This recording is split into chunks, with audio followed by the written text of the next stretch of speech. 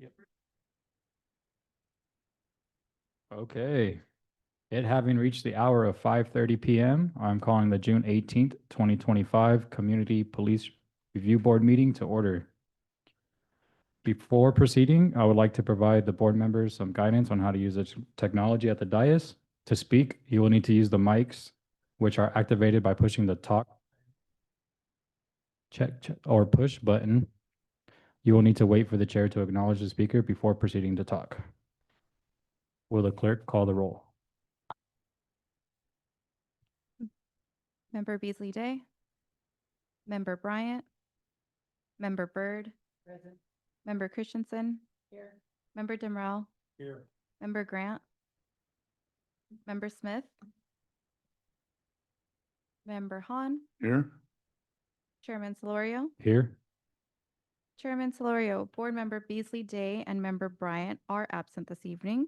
We would like to ask the board to consider their request for excused absences, which meet our criteria for granting of an excused absence. At this time, we ask for a motion from the board to grant them excused absence.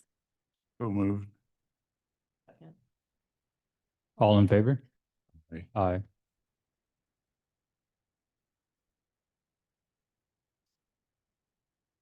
All right, moving on. For declaration of conflict of interest, do any of the board members have any conflicts of interest pertaining to items listed on the agenda? Okay, seeing none, we will be moving forward. On to public comments. As noted on the agenda, public comments will only be in person. Zoom will still be available for viewing and wordly translation. Does anyone wish to speak on any item not under the agenda for public comment? Again, this is for items that are not on the agenda, and you'll have 3 minutes to speak. Do we have any speaker cards by chance? They're all at the front. Okay, does anyone out in the audience have a speaker card? Oh, okay, we have one. If you do have a speaker card, if you don't mind passing it up, and then I can just call out your name, and then we can just go in that order. And then if you don't have a speaker card, we'll call upon you after everyone that turned in a speaker card has gone. Yeah, we're just about to get started. The cards are in the front. Yeah.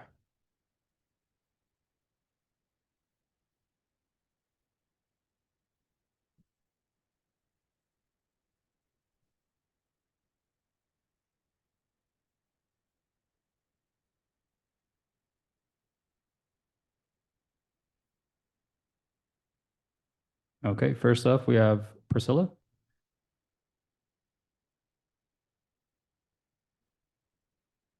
Does the time start as soon as I start? Yes. All right. Hello, my name is Priscilla. I live and work here in Modesto. I attended the ICE Out protest on Saturday morning in solidarity with the protests in LA and to support students and family. Excuse me. And to support students and families directly impacted by the aggressive ICE policies here in California. While there, I witnessed deeply disturbing behavior from MPD. Just take your time. Officers arrived early, confiscated megaphones from organizers, and abruptly removed protesters without identifying themselves or reading rights. As we began marching towards Gresada, an unmarked vehicle suddenly pulled up beside us. Officers jumped out and grabbed an organizer who was calmly directing us to stay on the sidewalk. They dragged him into a vehicle and sped off. It was terrifying and looked exactly like the kind of raids ISIS carried out across the state. Elders and community members immediately panicked, believing ICE was abducting people right off the sidewalk. This scene repeated itself several times during the short half-mile march. MPD came prepared for conflict, not for public safety. We were peacefully exercising our First Amendment rights.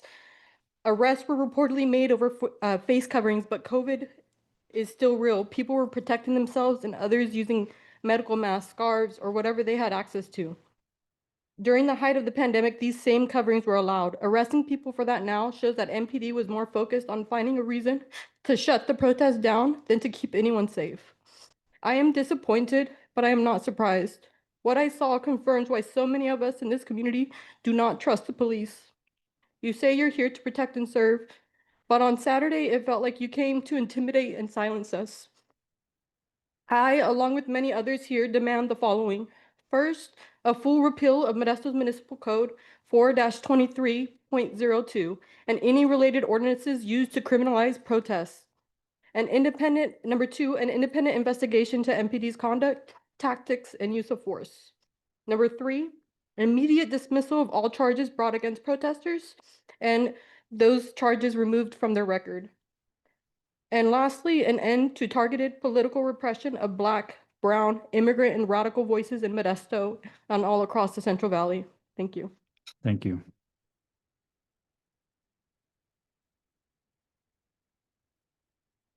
Up next, we have Giancarlo. I think I said that right. My apologies. Juan Carlo. John Carlo.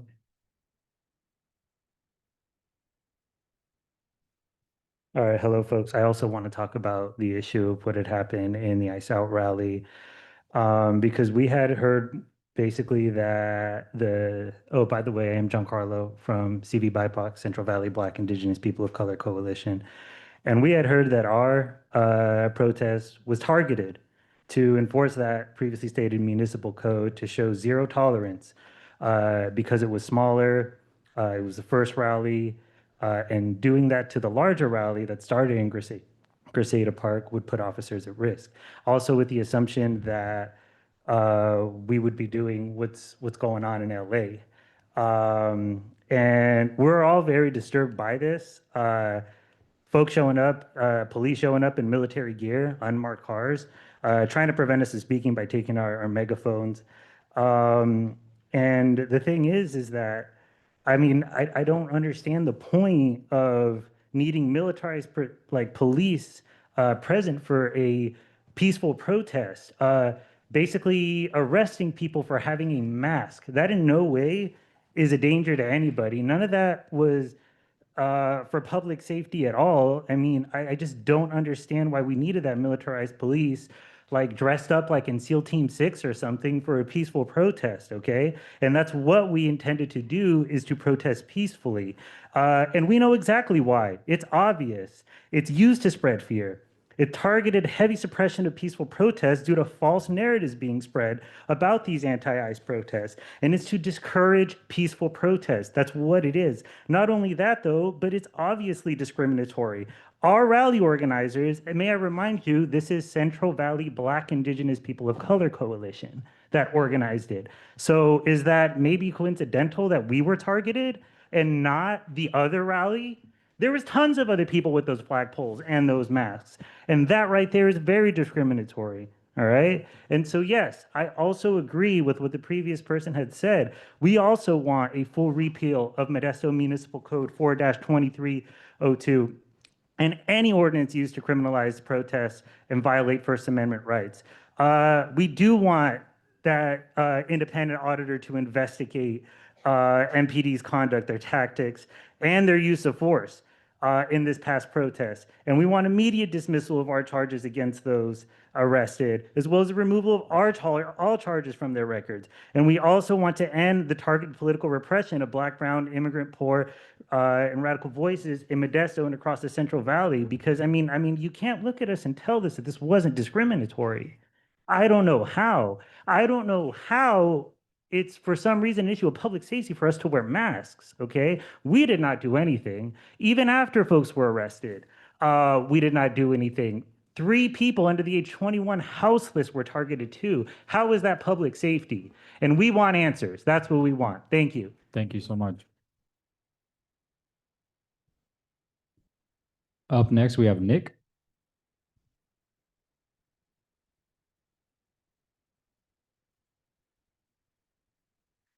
Good afternoon. My name is Nick. I just wanted to talk about the events that happened last Saturday.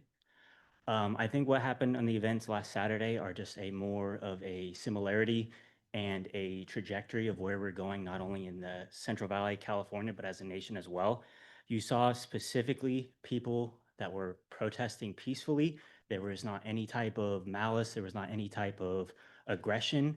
And we specifically saw police targeting people that wanted to use their constitutional right to protest. What I saw was police showing up, rolling up hard in police or militarized gear, targeting specific people. And the people that I saw that were specifically targeted were people that were most critical of what was going on. I saw them specifically target people of CBB PIPOC. And what I also saw and what I have heard recently as our protest outside was going was the levies of the fine and of the law were also being weaponized against them as well. What that means and what that shows me is that not only are they using the police, but also the state in order to put these protests down, make it incapable financially or personally in order to use your constitutional right of protest and being critical of the government. If what we say is true, that we have the right to protest peacefully, and we have the right to protest what our government does, not only locally, state level, and federally, rolling up with military style gear, tactics, and leveling fines and jail time against these people shows that the repression is not only federally, but it is locally as well. What I also saw was police using any type of excuse to do so. The flagpoles and what I saw were people mostly using American flags to protest. They wanted to use their civil rights. They wanted to use their nationalism and their patriotism to protest. Those were specifically targeted. So what that tells me is it is not just what the group stands for, but it is also just to throw their weight around. It is to reinforce what we are doing at a federal level in order to keep criticisms, critiques, and protest people in line. And that is a dangerous escalation of what's going on. I have been always critical of what the federal government is doing, but seeing local events follow the same trajectory of what the federal government is doing in terms of weaponizing local law enforcement and now ICE is a dangerous precedent. This U.S. has always been critical and has always been very historically dangerous to anybody of color, indigenous, and of African Americans. And now seeing it being targeted against anybody is a dangerous precedent that is being set of our more descent into a fascist and police state. And anything outside of a independent audit and being critical of that is going to be a complete failure of the local law enforcement and local government as well. Thank you. Thank you.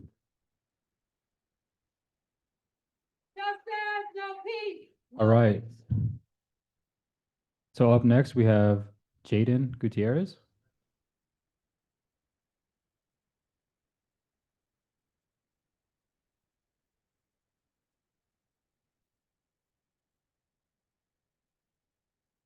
Hey, so I'm Jenny Gutierrez, and on my half of those three that were on the shelter, that I do well personally know them because I do matter of fact live at that shelter with them, and as my way of watching them get taken by ICE was so what I understand what they were at the time, being taken and put in the back of the three unmarked vans, and I was unknowingly watching not one but two sets of those officers pointing riot guns at my friends and watching them in fear for their life while watching those guns being pointed at them, and kind of actually did scare me, and I was all knowing why they could do such a thing.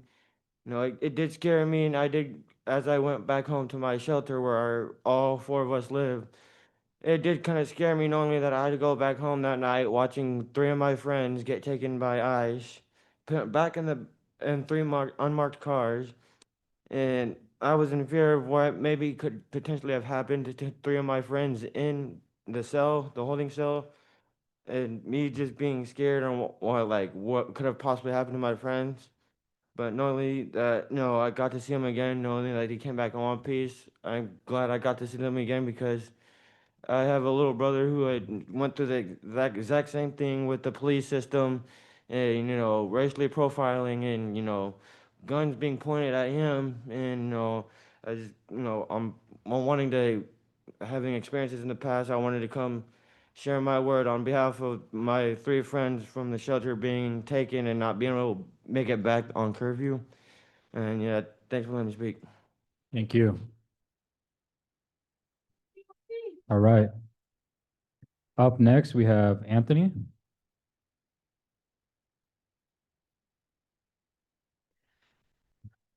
Thank you, Chairman.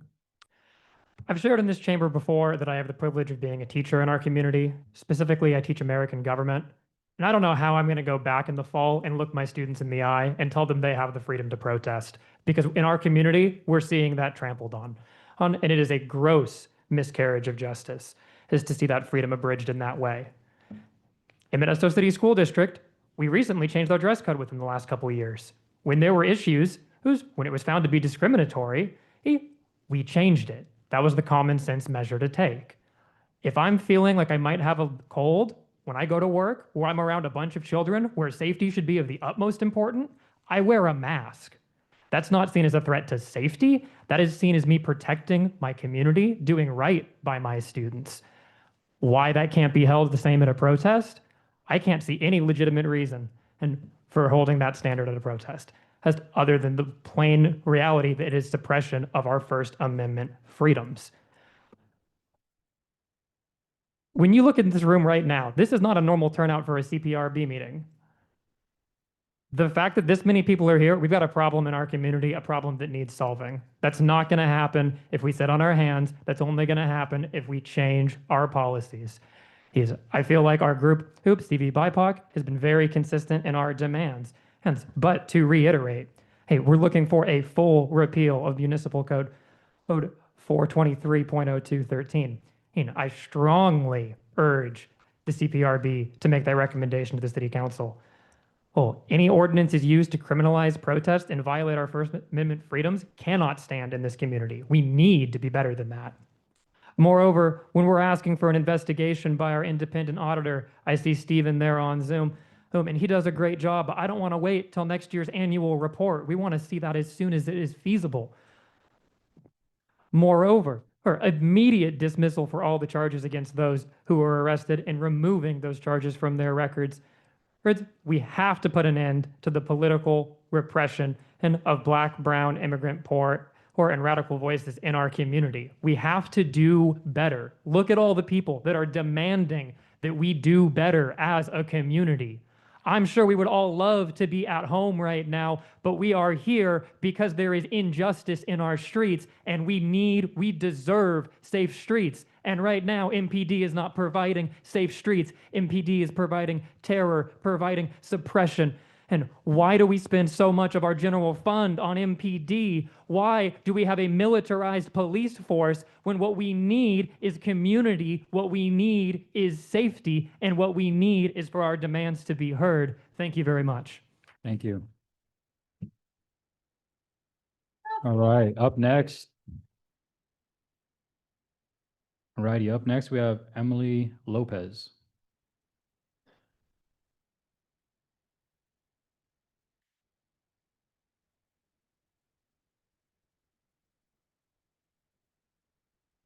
My name is Emily Lopez. I just want to say something. I feel like I have to because I saw it happen. One of the people who was protesting, I saw him get arrested and he wasn't doing anything. He was wearing a mask, but like they said, I don't think that's a big issue since COVID is going on. But I saw it with my own eyes. He didn't struggle. He let them take him. And that being said, he had his finger broken. And later that day, I went to the station where they were being held and waited there until they were released. And his finger was badly injured. And all he was doing was practicing one of his rights, He was protesting, standing up for the injustice in the world, using his freedom of speech, and it's just wrong. It's wrong. I saw it with my own eyes. Until that day, my eyes were never fully open. And yeah, I just wanted to say something. Yeah. Thank you.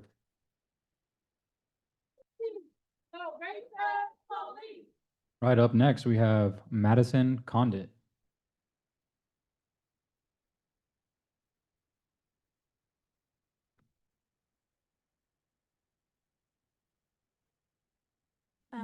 Thank you. My name's Madison.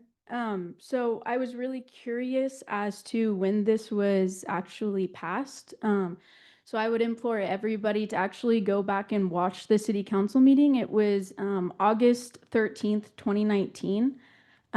It was passed in a rush. I think it was introduced that day. It was made within a week before it was actually introduced. It's interesting because that city council meeting got a huge turnout because people were worried that they couldn't bring their firearms to the protests. So I understand that you, Chief Gillespie, were not the chief at the time. It was Galen Carroll. But he actually went to the city council meeting himself and brought that forward. So I think you could obviously have a hand in taking away the mask part of it. So something that Carol said was, you don't need to come to an event with masks. Masks are only brought to events so that you have complete anonymity to do whatever you want to commit crimes and that you can't be identified later. I can say firsthand, I went with a mask not to commit crimes, but because personal reasons. Some reasons people might want to wear a mask is to prevent doxing. This ordinance was introduced because the straight pride people were supposed to come. So let's say in that instance, and the straight pride people and the people surrounding that also have anti-Semitic beliefs. So let's say we had a Jewish citizen or someone of the LGBTQ plus community want to wear a mask in order to not get doxxed by this group of people or get targeted by them. I think, yes, they could wear a medical mask, but you're making that one step harder for them to be able to feel safe practicing their First Amendment right to protest. Obviously, ICE is detaining people in a very unprofessional manner, and under Trump, green card holders and people with student visas are being detained and deported for engaging in peaceful protest. So if someone has a immigration status or somebody they know or someone in their family is undocumented, I think that they also have a right to want to hide their identity. I think there's many reasons why someone would want to wear a mask. And again, the police chief brought this to the city council. It was very rushed. Again, please go back and watch it. It's insane how mad people were. So I think you, Chief Gillespie, I think that you could really have a hand in taking away. I think it's number 13 under section 4-23.02. I think it's something good that you could do for the community. Thank you.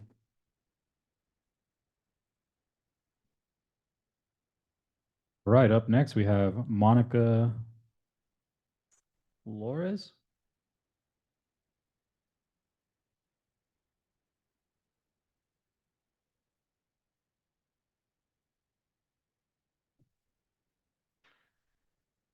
Hello, my name is Monica Flores, and I wanted to talk because I witnessed 2 of the arrests that was made that day. And just a little bit, a little background. I've been to protests before, long time ago in college when, Occupy, and, when I was a kid, I went for, Pete Wilson, or, trying to fight for what's right. My great uncle is Gilbert Padilla, which is a co-founder of United Farm Workers Union with Cesar Chavez. So it's in my DNA to fight for what's right. My husband is white, and he is not aware of the things that happen, the discriminating and all that. I am very aware.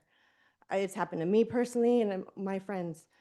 So when we came to this protest, and mind you, I've been to a few before, never in my life have I seen such fast, aggressive force happen so quickly. Like the protest had just barely started, and these officers came in and took that gentleman over there, that kid. I have a son his age.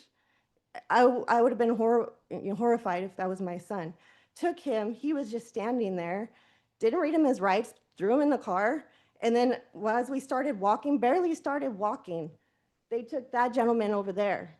And it was fast, nothing was said to him, and they just swooped him up on 2 unmarked cars and another car there. They had his guns out. I think there were rubber bullets or something. They were huge. And they were faced right at him, scared the heck out of all of us because we hadn't even barely started chanting. Like, this was very fast, very aggressive, and it was intentional. And I'm shooken up because I just never experienced that before. And like I said, I've experienced things before. And this was different. This is very different. And it's scary. So I don't want that to happen in my home. This is my home. It's been my home for a very long time. And these are our citizens, and we need to take care of them.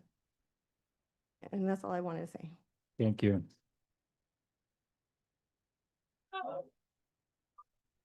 All right, up next we have Gavin Bruce.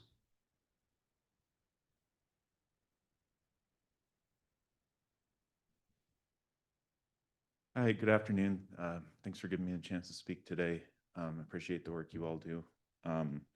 I just wanted to also reiterate what some of the previous speakers had mentioned about some of the things that transpired on Saturday.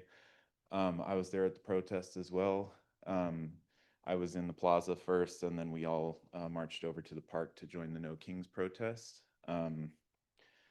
I saw police officers dressed in tactical gear and also driving around in unmarked vehicles, which, as people had mentioned, also is also a tactic that's been used by ICE. You can see it on numerous videos and things on TV and social media that ICE is using unmarked vehicles and dressed in civilian clothes to detain people. Police officers use discretion every day. They don't write a ticket every single time they see a rolling stop, or if somebody fails to turn on a blinker, or any other number of minor code violations. And on Saturday, you had somebody wearing a face mask, which is a very, very minor code violation under this code that we're asking to be repealed and or amended. And officers are also trained in crowd psychology and de-escalation, which means that they also know what it takes to escalate a situation as well. If they know what it takes to not escalate a situation, they know what it takes to also escalate a situation. So in the officer's calculation of, I'm going to enforce this minor code violation of this individual wearing a face mask, using the means of taking him off the street, wearing tactical gear, and putting him into a unmarked vehicle, the potential cost of that is that this crowd turns into a riot. And you all know, everybody knows that for a lot of people that were in that group, what's going on with ICE and immigration and just general rhetoric on the national level is deeply personal for a lot of people. Emotions are already high. It's already a high volatile situation.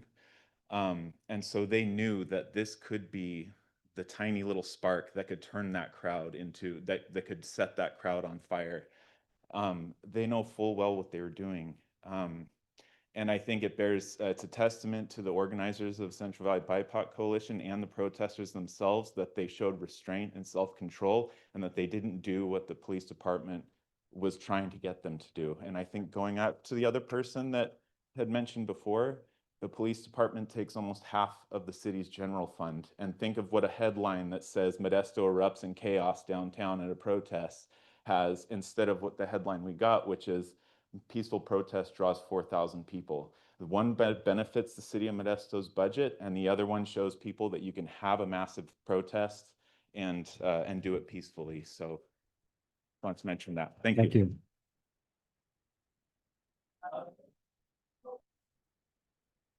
Thank you all. I appreciate you all showing up. I just want to give a brief reminder that while someone is talking, please do not disrupt the orderly conduct of the proceedings by continuing to speak out from the audience. I know you all want to agree with what they have to say, but we just got to make sure we respect everyone's time while they're speaking, okay? Thank you. Up next, we have Steve.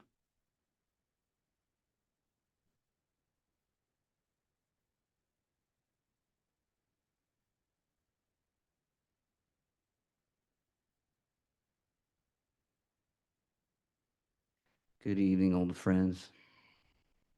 Happy to see a very small few of you. I'm the one who the police, I'm the finger that our police broke. That was a weird sentence. And I just want to point out that I was literally only taking photographs of the license plates of unmarked cars. I had seen all this stuff going on in the news, and lo and behold, I was on my way to the other protest, but I walked along a similar path, and I went there with a heart full of love and already determined that I was not getting involved, getting in the way. I was going to go hold a sign. I saw law enforcement move up on a crowd that was standing on the sidewalk doing nothing worse than probably just chanting, yelling. I imagine there might have been a naughty word here or there. Doing nothing, essentially, a peaceful protest. I was very concerned, so I went to take pictures of those plates. I literally did nothing to interfere. So here's what I'm getting at. All 6 of these charges are 100% political, okay? And I want to focus my comments on the silly code saying that people can't wear masks. And I would like to kind of hone in and remind you all of something that's already been brought up. This code comes from the police department at a time when we are all scared of living in a fascist state. We're all watching a fascist coup take one step at a time. Democracy is being destroyed. Do you really want to promote just the whole process of laws coming from the police? If you stop and think about it, that is a mark of fascist government. If you do not fight that, okay, then, some of you, I'm sure, are super excited about living in a fascist society. I don't know any of you well enough to quite know that, okay? But that's where we're headed. And I just want to remind you that it is a mark of dictatorship, of fascism, like the role of the police, okay? Laws should not come from the police department. And that is all that's going on here in this situation. Every bit of that code was dictated to the council and the mayor by the police department, and they went, yes, sir. Okay, if you want to live in a free society, if you care about the values of democracy, you'll fight that tooth and nail, and you will grant CV BIPOC Coalition every one of their demands. Thank you, Steve. Up next, we have Manuela.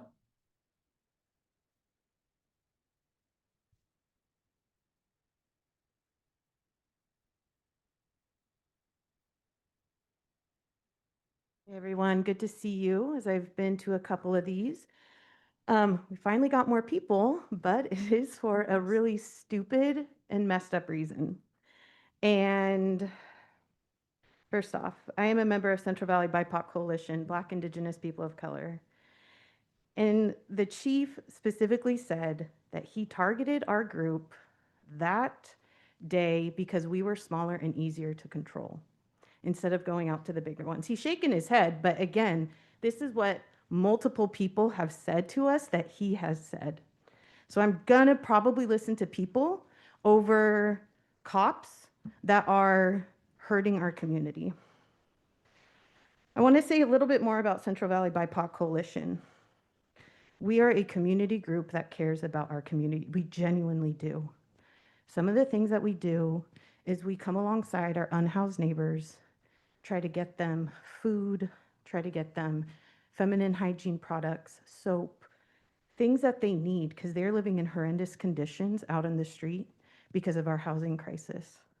And because the cops continue to raid encampments, cite people, take their things, and they have to start over from scratch when they're already in a horrendous situation. So that's what we do. We provide meals. We try to listen to their needs and see how else we can support them. We're a small group, but we care deeply for our community. Another thing that we do is we have a community garden that we started.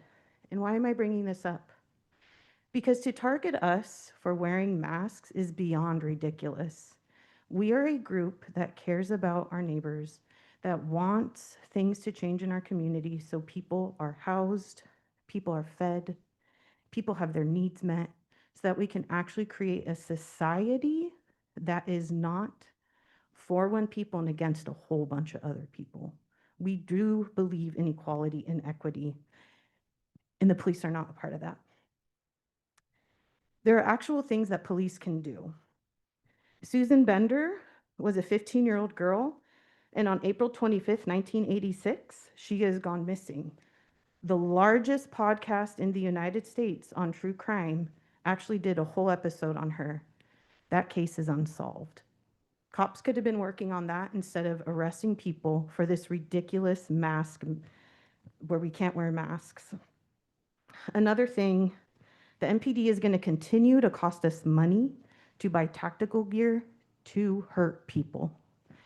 We have seen that over and over again with their budget, with using money that we need to put into housing, we need to put into after-school programs to help our community thrive, not to push them into jail.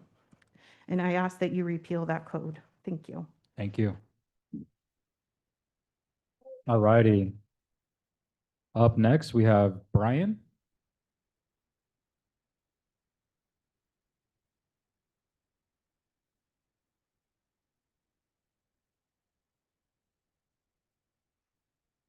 Good evening, Brian. I'm a community member. I normally don't get up and do this stuff. Let's see.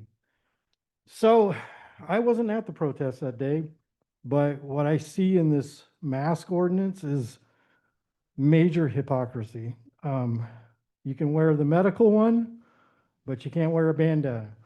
So what if you go to a store and you need your medical one, but all you have is, my point is like a mask is a mask. When I go to a grocery store, and it reeks of profiling. And the reason it reeks, whether it's on accident or designed, it reeks of profiling because if I go to a grocery store, take a backpack, and I can't get into the store with my backpack because they tell me to leave it at the front, but a lady can go in there with her purse. It reeks of profiling. Like the lady, she's not going to steal, but I'm going to have a backpack, so I'm going to steal. So it just doesn't add up. And another thing is that people, the mask thing, somebody tried to tell me it was because of January 6th. I'm like, come on. People, it didn't start because of that. It was because of the straight pride stuff that was happening. And people have a right to be able to conceal their identity. We live in surveillance culture. Some people don't want to be seen. The doxing thing, that's another relevant part of it. I had more I was going to say, but I'm drawing a blank. That just happens. You still have a minute 15, sir. So I wish this mask thing can be squashed. Thank you.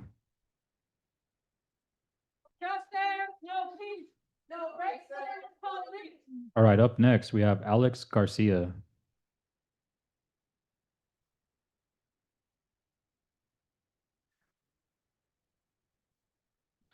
Hello, everyone. So I was actually at the protest, but you know what? I don't understand why everyone is here to criticize the police response. Do you see how intimidating everyone looked in their masks? Those things are dangerous. The police, they're only armed with guns, riot gear, and a vast fleet of unmarked vehicles. You think that's enough to deal with people peacefully protesting while wearing masks? What they really needed to deal with everyone that day was a tank. You can't imagine how difficult it is to be a cop. At any moment, you might be recorded brutalizing an innocent civilian, and the punishment for doing so could be as severe as a paid vacation or even worse, paperwork. Our police shouldn't live in fear to have their power held accountable. They should be idle in a police vehicle for 8 hours a day before they go home and abuse their spouses like 40% of them have admitted to doing. That's the life every police officer deserves. And the fact that everyone here is fighting to change that is simply un-American. I love that the MPD decided to copy the tactics that ICE have been using to separate families that look very much like my own. I witnessed it firsthand and I cheered. I want to give the biggest thanks to the MPD for doing their best to oppress, repress, and arrest a diverse group of people practicing their First Amendment rights. Seriously, congratulations. Because if the MPD had never shown up, the protest might have remained completely peaceful and successful at spreading a dangerous message of love and unity. I'd also love to thank the city of Modesto for having a law in place that can be easily used to suppress that message. Thank you. Thank you.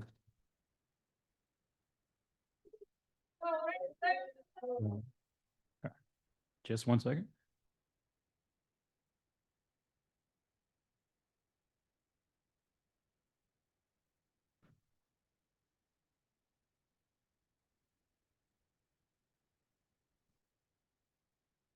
All righty, up next, we have Anne Marie.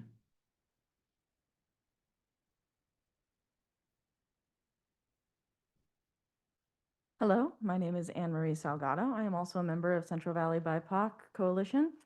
I was not at this protest, but I just want to reiterate this municipal code, 4.23.2, section 13, I believe, banning cloth masks. I just want to reiterate that it is classist and promotes eugenics. As we are in an ongoing COVID pandemic, monkeypox, as well as bird flu, people are protecting themselves as best they can. Some people cannot afford medical masks. They are not always accessible. Lucky for us, they are accessible for us at this time, but they are not always for people who don't have access to them, who are poorer.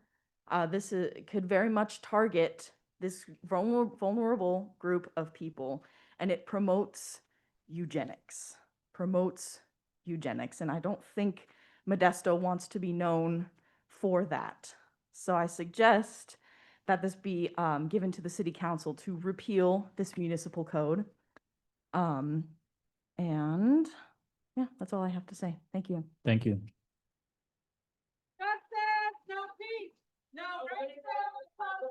Up next, we have Efren Diaz.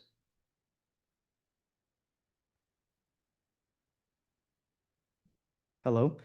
I just wanted to thank everyone for coming up and speaking on behalf of what they saw on Saturday's protest. As someone who was part of the organizing committee for Saturday's protest, I just want to say that safety is always our top priority. The last thing we want is someone to get hurt or arrested. We always want people who attend our actions and events to make it home safe without any scratches. On Saturday, MPD was the aggressor. They knew what they were doing when they showed up armed to the teeth, pointing their guns to a peaceful crowd.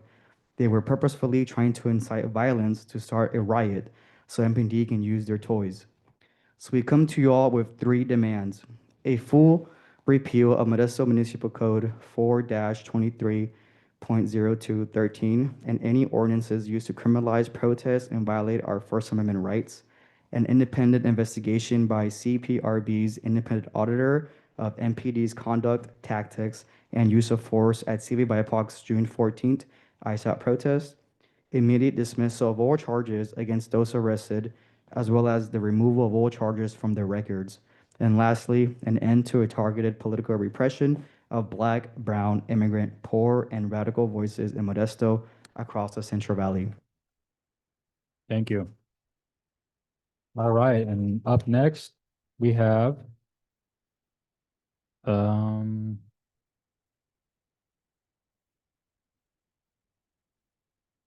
Lyrikina. Sorry.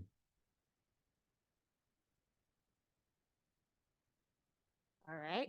My name is Lyricana. I am a resident of Modesto and concerned community member. I echo many of the sentiments expressed by those who have spoken before me. The police intimidation and repression that took place at Saturday's protest was uncalled for, despicable, dehumanizing, and violent.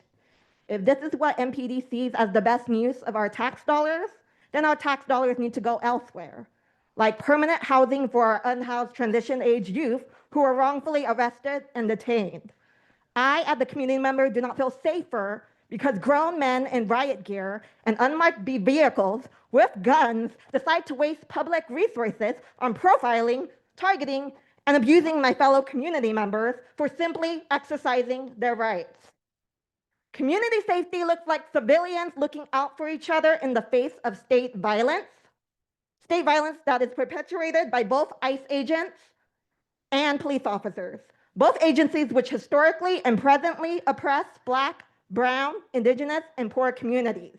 I would argue that this most recent act of police repression is a gross distraction from the fact that immigration enforcement is continuing to kidnap our neighbors and loved ones off the streets.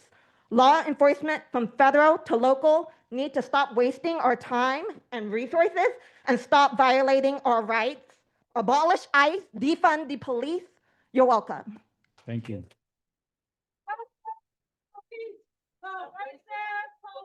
Simi, do we have any other speaker cards?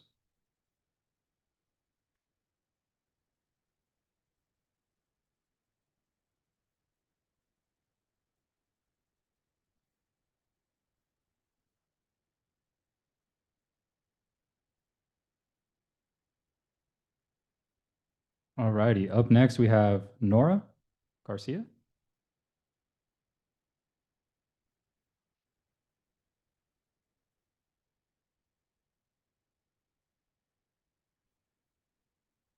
Hi, good evening. Good evening. I attended the rally this Saturday. I live downtown Modesto, and I walked about a block and a half to the event. I was carrying a sign, and I had my face partially covered. 2 police officers rolled up next to me along with 2 other people that were walking as well. Did not know them. We just happened to go in the same direction and did not arrest me. And I say this to demonstrate how targeted the arrests that did happen are. I am Mexican American, I'm a Latina, but I don't look it. I'm fairly white passing. I don't look like a radical. I work here in this building, dress, air quotes, professionally. And I wonder if I didn't look like I do, whether or not I also would have been arrested. What makes me different from the people that were targeted? What makes the people at the larger No Kings protests that are white and affluent different? Police presence all but disappeared after the CV BIPOC event when everybody got to Griseda Park. I did not see 10, 20, 30 officers rolling around over and over the park. And I saw several police units, several motorcycles downtown when CV BIPOC were holding their event. Sorry, nervous.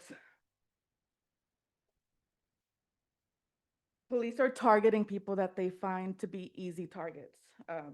They're getting people that they can paint to the larger community as radicals and as dangerous, so that they can later justify breaking fingers or taking away shelter from youths. I hope that this turnout, not just by the organizers, but by other community members like myself, will let Modesto City and MPD know that we do notice that you are targeting people. I hope that the demands are met, and I hope that MPD thinks twice before they start targeting marginalized individuals. Thank you. Thank you. All right. And up next, we have Jalissa.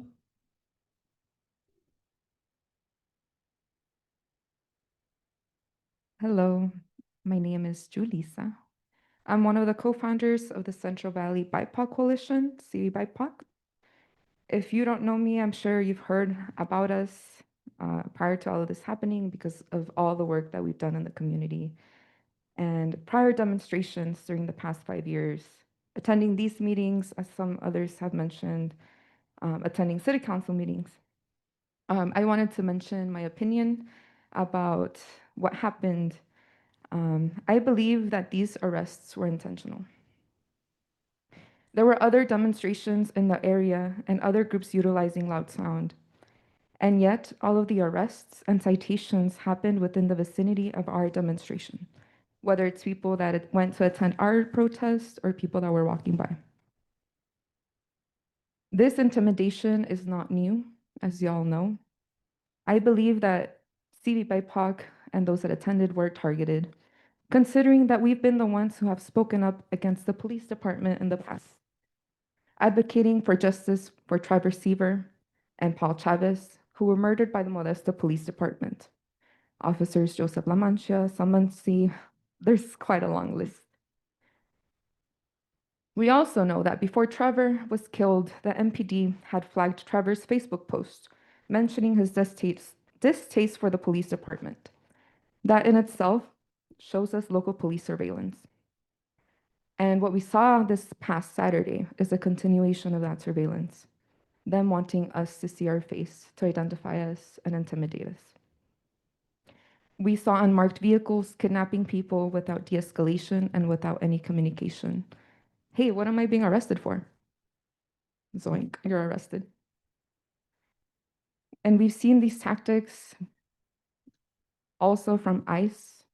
We've also seen these tactics from other militarized police around the world, such as the IDF. And also, for those that know me personally, they would know that since the moment the pandemic started, since COVID began, I've continued to wear my mask. And yet throughout my 5 years and plus of protesting, I've never once been targeted. I do remember back in like 2019, another young man was almost arrested for wearing a mask, but he was also, Mexican. And so we demand a full repeal of the Modesto Municipal Code 423.0213 and the repeal of any other ordinances used to criminalize protests and violate our First Amendment rights. We demand an independent investigation by the CRB's independent auditor into MPD's conduct, tactics, and use of force. We demand an immediate dismissal of all charges against those arrested, as well as the removal of all charges from their records, and an end to political repression of BIPOC communities. Thank No, you. thank you. Gracias. All right, I have no more speaker cards. Is there anyone else out in the audience that would like to speak? You'll have 3 minutes. Sebastian? Yes. Yes, you will have 5 minutes. Good afternoon. I am so glad that in the people's house, people can come and express themselves. But I came down here not expecting this. I came here to talk about the racial profiling that African Americans have endured. We went to the city council, and I guess the main person, he might have got caught up in traffic. But he was coming down to speak on the incident that he was racial profiled, just selling some fish. I believe he had all his credentials. When you have 5 other vendors, he was the only one picked out on Mace. Pretty much a run a man's business. As people pass by, they think negative. Something went wrong, especially when you got the lights on, police lights. But since he's not here, then I can move to the next subject. The people here in the people's house. I was sitting there and they kept coming up with this 423.0023. You mean to tell me that you would go to jail for a mask? I cough a lot, so when I get to coughing, I have to put my mask on. But I can't talk loud. If I was out there protesting, I would have something to help me because I'm disabled. I would use a bullhorn. And you mean tell me that Mr. Jones would go to jail? There should be a lawsuit on that. Have anybody thought that a lot of people, well, you can look at your Kennedy guy, he can't hardly talk. He needs one of them bullhorns, but he's having the health care. But I know if I was out there, which I was there on the Juneteenth, and I thought everybody was doing okay. The vendors were selling out of food. Even though it was on our Juneteenth, I don't know who scheduled it, but it did happen. But I listened to people. It is so sad. What is this world coming to? First, they told us to wear a mask. Then Donald Trump getting off, they don't wear a mask. Thousands of people have lost their life. My son called me today. I couldn't even recognize him. He was calling his daddy to wish his daddy his birthday. And I told him, downtown, son, I have to let him know about this racial profiling. Now I got to call him back and tell him, hey, I changed that. Looking at the people coming out to speak. It's racist. It's a person with disability. It should be a lawsuit. I don't think neither one of you guys want anybody spitting on you on accident. Mask up, because I do. It's proper. Well, you see what they're doing. Unmarked car, snatching people. I seen that poor woman. Do you know it's copycatters out there?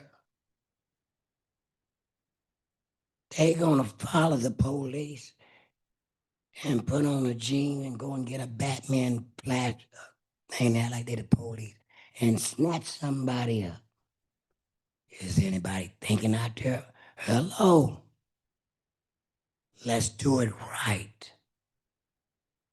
Not just running up on somebody. Hell, Elana gets shot. In this world, you got to protect yourself. Because they don't show their badges. I seen it happen. They ain't said nothing. Thank you, Sebastian. Is that 5 minutes? Yes, sir. Oh, Jesus, I thought I was on 3 minutes. Well, I'm going to say this in closing. I don't know what much you can do and what much the chief can do, what much the city council or the county board of directors think this is a lawsuit. I need the money too, so I don't know, I may throw in a bid. Thank you, Sebastian. Thank you for your time.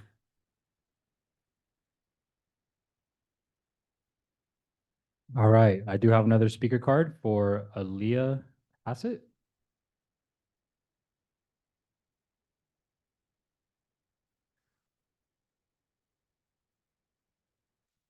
Hi, is this close enough or too close? I don't want to be Perfect. hurting anyone's ears, so. Yeah, I was at that protest on Saturday, and I did see people get whisked away in a way that I've never seen in all my years of going to like no nukes protests and like, you know, all those kind of like, you know, no war in Central America protests. And I've been to quite a few, and I've never seen anything like what I saw in front of the Queen Bean, where the cops are getting out and acting exactly like what I see on Instagram when what ICE is doing. It's almost like they looked at those moves and did them. I was shocked. I didn't think it was the Modesto police. And honestly, was with my daughter. She's 22. She hasn't been to a ton of protests, and she's a Modesto born and raised.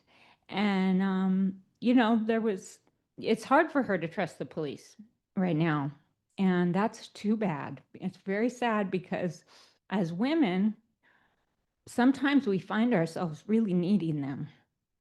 And I want her to be able to depend on them if she ever gets in a spot. And I've called the police when I've been in a lot of spots. Sometimes the spots that women get in with men or other people. And it's really a shame because they lost her trust because she saw that and she said, "What's going on, Mom? Oh my God." She was crying. And now I'm kind of crying because my daughter maybe she doesn't feel like she has anybody to call. So, not to be dramatic, but you've lost her faith and her trust. And you're losing mine. I didn't think that was the Modesto police. I guess I was gullible. I thought that maybe that was ICE, the way they put that man in the car. But then it turned out to be our police. And so that was neither one is okay. Both are terrifying. Both organizations are kind of terrifying. So I think I'll stop there. But that protest was really well organized and well run. And the people that facilitated it had really good messaging throughout. And I just want to thank CV BIPOC and all the other people that were at the protest that started out here and walked down to join the bigger protest because they really handled things well. So please do better, Modesto Police. That's all. Thank you.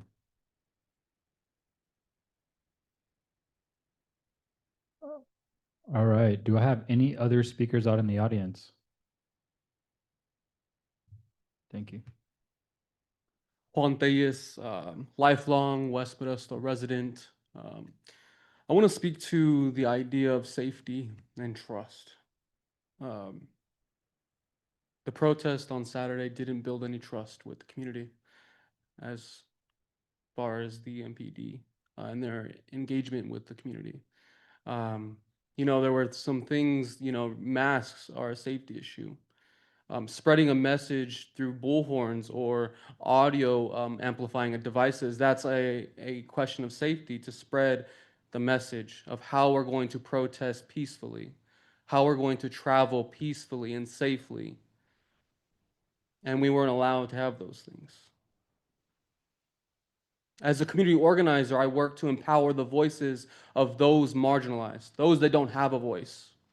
I work to empower them to engage in the civic process because we all have a duty. And one of the basic things I tell folks is to get out, go to trainings, go to meetings, protest. And if folks can't do the basics, how are they going to be able to run for city office? How are they going to be able to be leaders of our communities if we can't do those things? How can we go out into our streets if we can't trust our police department? Thank you. Thank you.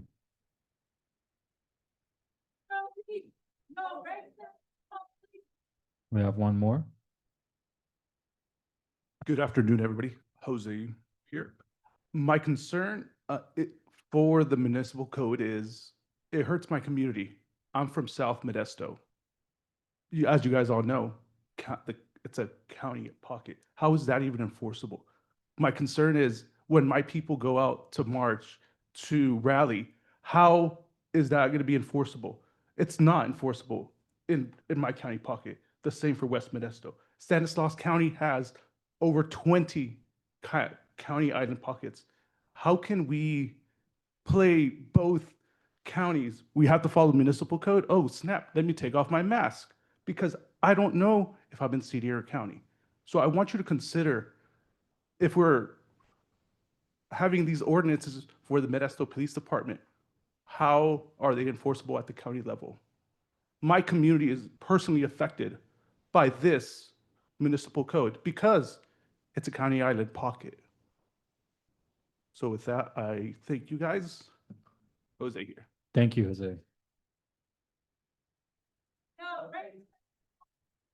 Are there any other audience members that would like to come up? Oh, we have one more. Good evening. My name is Bianca Lopez. I am co-founder of Valley Improvement Projects. I want to help you make the case to demand and to start to make this independent auditor investigate this situation. I hope you have some police complaint forms here because we refuse to go to the pig's pen to get one. If we are violated out in public, imagine the tactics that they would use when we go to the police department to ask for one. So before we leave here, we would all like a copy because we will not be going to the Modesto Police Department to get one. On Saturday, the police were acting like ICE. You've heard that many times. You should see the videos so that you can make up your mind, so that you can see what we experienced. We demand that you demand that the chief release all of the footage of that day, body cameras, so that you can see that we were peaceful. We have videos too, but we're not going to give them to you because we want you to ask for the videos from him, from the department, so that you can see what they said and how they behaved. There's plenty of stuff on social media. Do your research because a lot of people here have done their research. I didn't even know that that one municipal code was proposed by the police. The police should enforce law, not create it. So we will be going to the city council to demand that they repeal this municipal code because I know that's not your job, but we ask for your support. You can't just sit there and represent the community and then leave us behind. We want to see you demand the repeal of this law. It is unconstitutional. The police officers did not ask anybody, not one individual, why they were wearing a mask. There are exceptions to wearing a mask in this municipal code. It's for religious beliefs or medical needs. Not one person was asked why they were wearing a mask. Not one person was given a reason for why they were being arrested.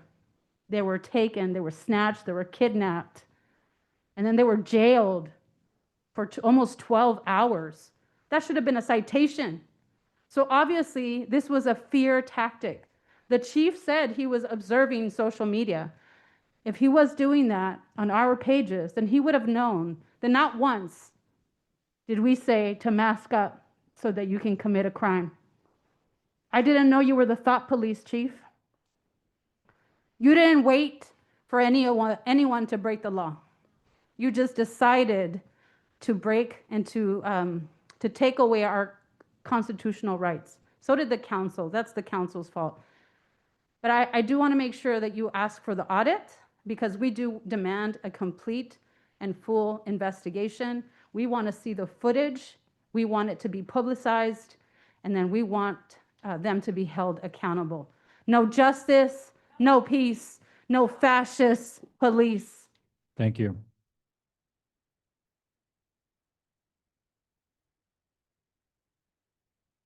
All right, are there any other speakers that would like to come up and speak? All right, we have one.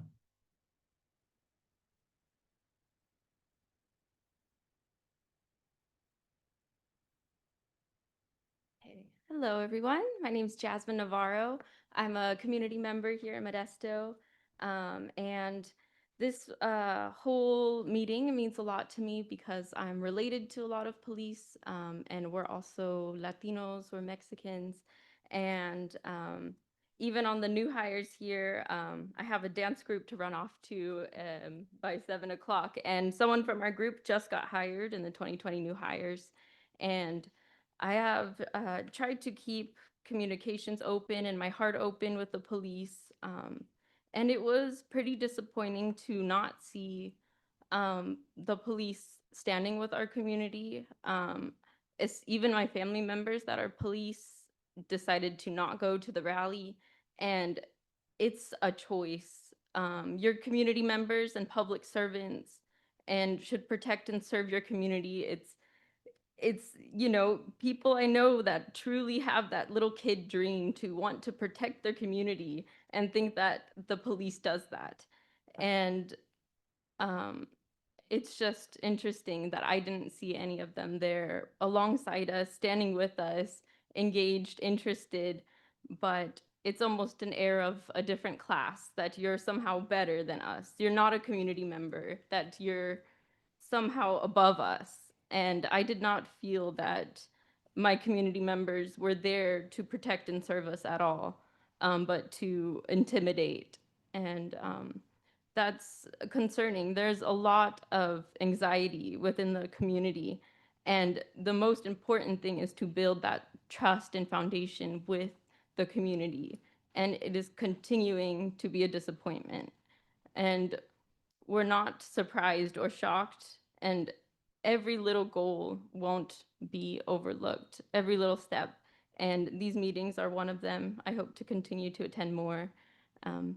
And I just hope that it's more community members are part of the police, and that they remember where they are, who they are, and who they're talking to, and why they're doing that.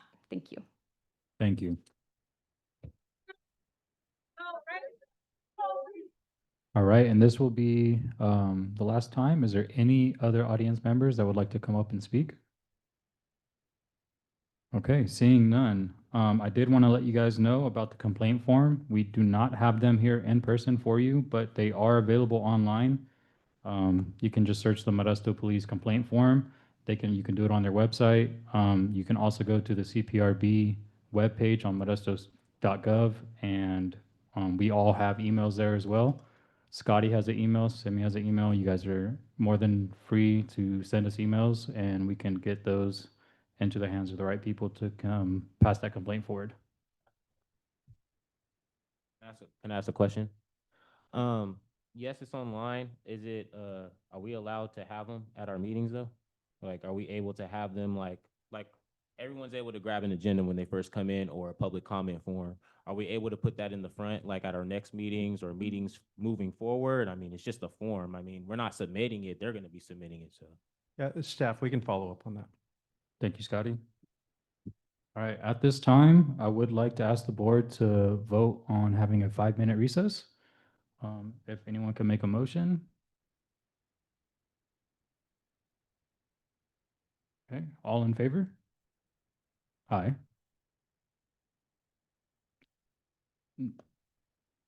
We have 3 votes. Okay, so we'll take a 5-minute break and we'll be back. Thank you, guys.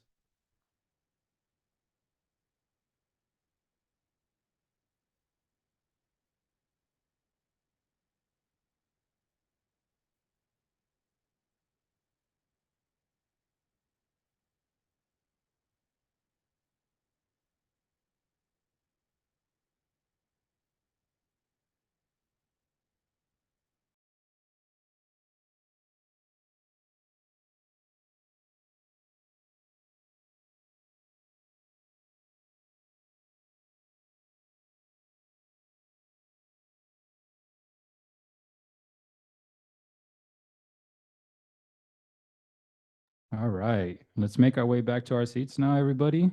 Let's continue this meeting.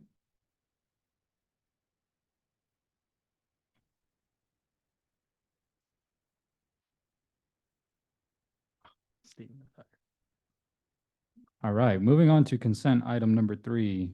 Consider approving the minutes from the Community Police Review Board meeting on May 21st, 2025. Would anyone like to remove the consent item for further discussion? All right, if not, we'll call a motion. I have a motion. Do I have a second? All right, ask the clerk to call the roll.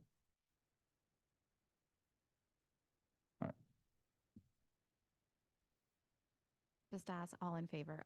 All in favor? Aye. All right, on to new business. Item 4, MPD response to the OIR annual report, January 2024 through December 2024, presented by Chief Brandon Gillespie from MPD.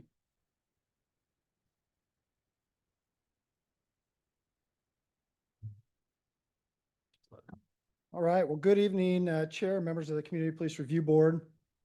You've all been provided previously with the my responses to the OIR's annual report. And so I plan to take a few minutes to walk you through our approach and summarize our responses to each of these recommendations. Before I do that, I want to express my appreciation for OIR and their continued examination of our work and the thorough suggestions of their work. These recommendations they always provide an opportunity for the department to reflect and analyze our operations. And we responded with the same thoughtfulness and focus that they provided.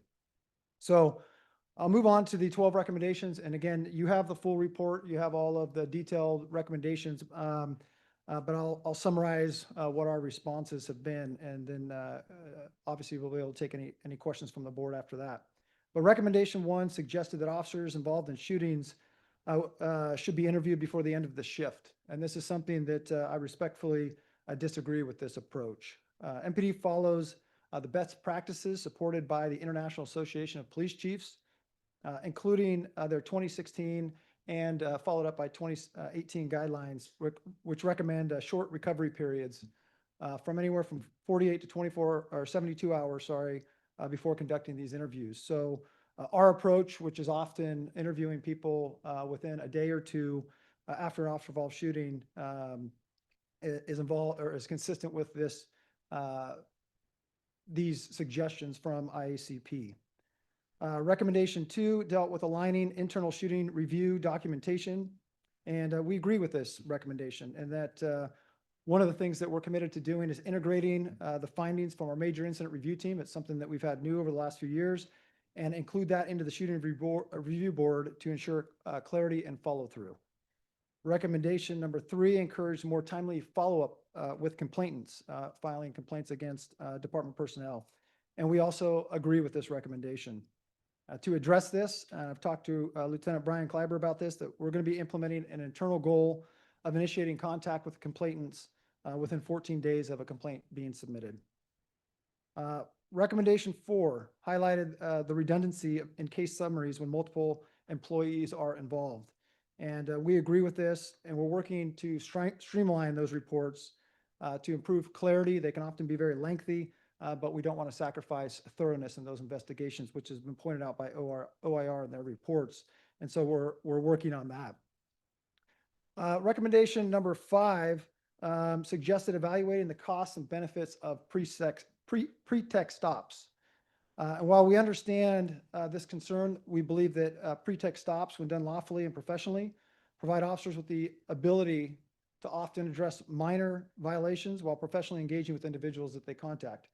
And these lawful contacts often serve as gateways to uncovering weapons, narcotics, stolen property, or wanted individuals, many of whom are actively involved in harming our neighborhoods. And recommendation number 6 involved the evaluation of bias-related complaints. And we do acknowledge the recommendation and affirm our commitment to impartial policing. We currently utilize a range of practices aimed at identifying and addressing potential bias. This includes regular reviews of stops and arrests, ongoing training. We have an early intervention system to flag potential concerns. And we're always open to evaluating our practices that ensure that they adhere and reflect the professionalism that we expect from our staff. Recommendation number 7 recommended formal policy carve-outs allowing profanity under certain circumstances. And I disagree respectfully with this recommendation. While we understand the intent and it makes sense, very thoughtful recommendation from OIR, I believe that codifying these exceptions would undermine the professional culture that we've worked hard to establish. We treat most of these instances, when they do happen, of inappropriate language as training issues and address them accordingly unless we continue to see ongoing issues. Recommendation number 8 was addressed on how subjects are interviewed and conducted in use of force cases. And we agree, and we're going to continue to focus on this area through additional supervisory training and ongoing guidance with our staff. We're also going to place greater scrutiny on this component of this during our use of force process to ensure that interviews are not only occurring as expected, but they reflect the tone and the structure and the purpose that is outlined in our policy. Recommendation number 9 focused on verbal warnings before taser use, and we agree with this, and we're going to continue to reinforce in both our training and our use of force reviews with our officers to ensure that they are consistently aligned with our policy and best practices. Recommendation number 10 highlighted the importance of body worn camera compliance and that we agree. We already scrutinize our camera use closely, and officers if they have repeated issues, face progressive discipline consequences, including formal discipline when we believe it's appropriate. Recommendation 11 suggested better documentation of canine deployments. And we agree with this because what we often do right now is we document these in our use of force reports, but then often if there's follow-up training that our canine unit identifies and they work on, sometimes those aren't thoroughly documented in the use of force review by the supervisor. So we're going to continue to work on that and make sure that all canine supervisor assessments are included in those formal use of force reviews.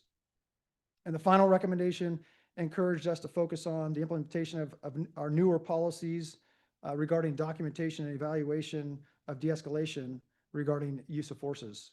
And we also agree with this and will continue to work with our officers and supervisors to ensure that de-escalations efforts are not only prioritized in the field, but they're also properly documented in reports.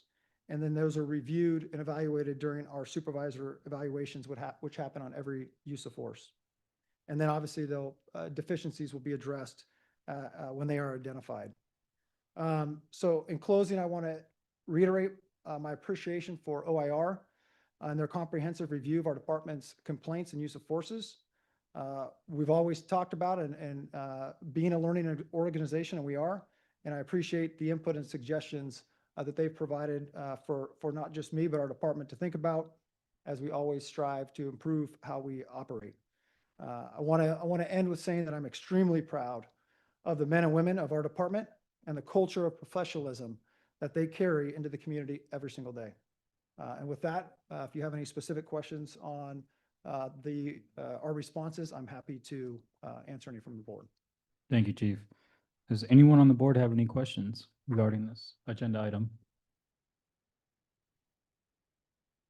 Can we ask Stephen for his? Yeah. Mr. Chair. So I just wanted to say Stephen Connolly had to drop off, but Michael Giannaco is on, who actually is with the firm as well and does represent OIR. Okay. I guess my question was, when you strongly opposed number 5, and I'm sure you bring some experience to that strongly opposed language. OIR obviously comes to this recommendation with some strong background and experience with lots of police forces.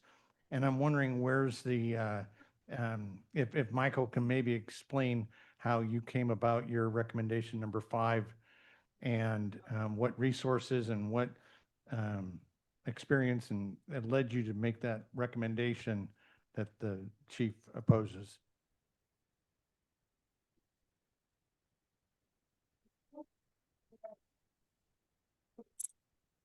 Good evening. Can you all hear me? Yes, we can. Great. So the recommendation that we made, first of all, I wanted to start by saying that I appreciate the chief's response as he has done in the past and his department. The responses that are provided here are very thoughtful and shows that the recommendations were fairly considered. We get nervous. We have engagements throughout the state of California, and we get nervous when a leader of an organization or a mayor gets up and says, yeah, we've looked at the recommendations and we agree with all of them. That means to us that the recommendations will likely get on the shelf and never be implemented. That's not the relationship we've had with Modesto Police Department and its leadership and Chief Gillespie. With regard to your particular question, this is the topic of pretext stops and their efficacy and whether or not, in the scheme of things, they are valued or not, is certainly something that is being discussed throughout the state of California and has been for the past 3 or 4 years, or even longer. Clearly, the Constitution allows an agency or a police agency or law enforcement officer to effectuate a stop when there is belief that there is an equipment violation or any other traffic code violation, vehicle code violation, provides an opportunity or an ability for an officer to effectuate a stop. There's no question about whether or not it's constitutional. So it's not a question about whether it's legal to effectuate pretext stops. The question is whether it's a good idea, whether it makes sense in the scheme of things with regard to the overarching goals of public safety. And there are competing considerations here. And this is certainly an issue that is worthy of debate and discussion. And that's why many, many jurisdictions in California and elsewhere are continuing to have this discussion. On the one hand, as the chief pointed out, whenever there is proactive policing, it can lead to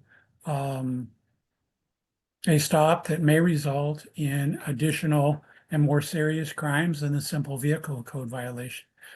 So there are cases that have been reported and happen pretty much every day in which more significant crimes, particularly, guns that people have that they're not authorized to have, are located, drugs, other contraband.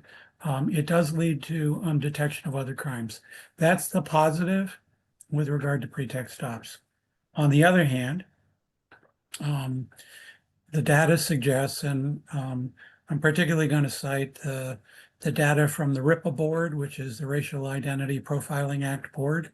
They have come out as a board critical of pretext stops because in their view, the advantages or the benefits of those pretext stops are outweighed by the fact that the data suggests that these types of stops tend to occur more frequently with people of color than they do with whites and contribute to a disparity in policing.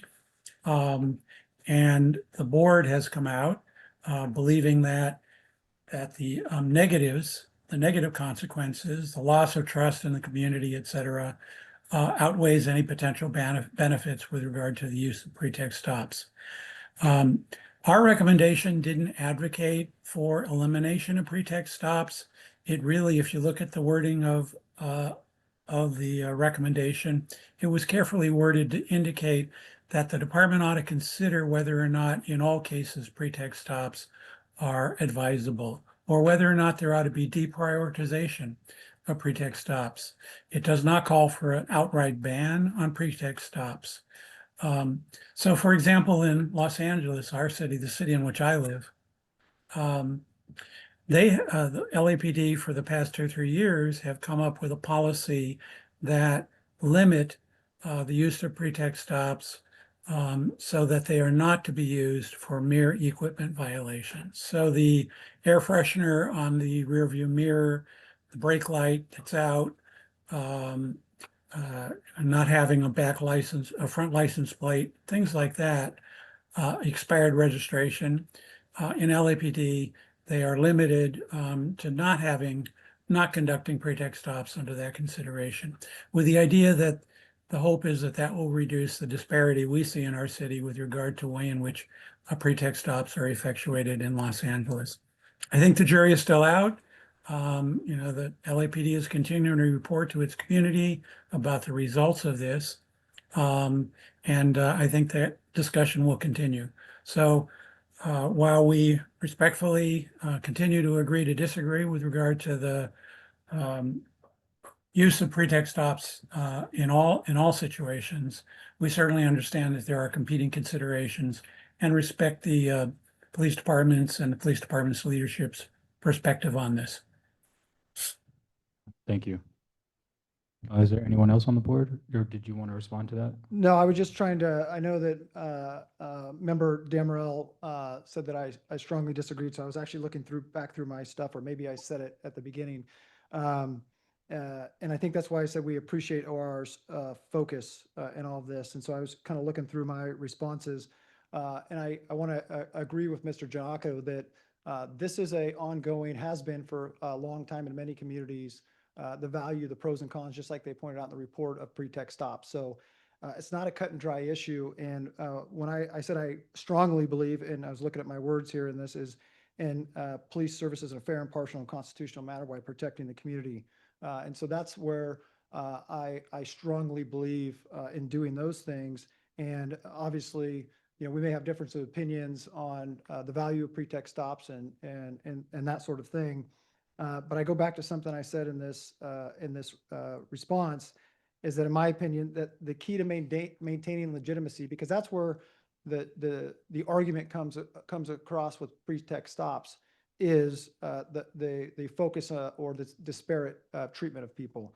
And so I go back to the legitimacy of these really happen in the encounters themselves and the way that the interaction goes, the way that the police officers interact with the people, and making sure that we're not targeting certain populations or things like that. So the way that we interact with people oftentimes dictates how they perceived what the reason we stopped them or why we stopped them. And so those are things that have been community conversations for quite some time. I imagine that they will continue, but I've also seen the extreme value in protecting our community by these types of stops where we're recovering weapons and different things that are protecting our community from being victimized as well. So like I said, I just go back to, I appreciate the thoughtfulness of OIRs, because these are good discussions to have. And I think these are good discussions for us as a community and as a board to have as well. Thank you. I do have a few responses, so I'll just start listing them off. Some key concerns. First, recommendation 1, delayed officer interviews after deadly force. MPD does defend waiting 24 to 72 hours before interviewing officers involved in a deadly force incident. While there may be psychological rationale cited, the community sees delay and potential shielding. The public wants assurance that investigations begin immediately and that accountability doesn't wait. Recommendation number 5, the framing of pretext stops. MPD's response calls pretext stops misunderstood, but for many in our community, especially Black and Latino residents, there is no misunderstanding. These stops are often experienced as harassment.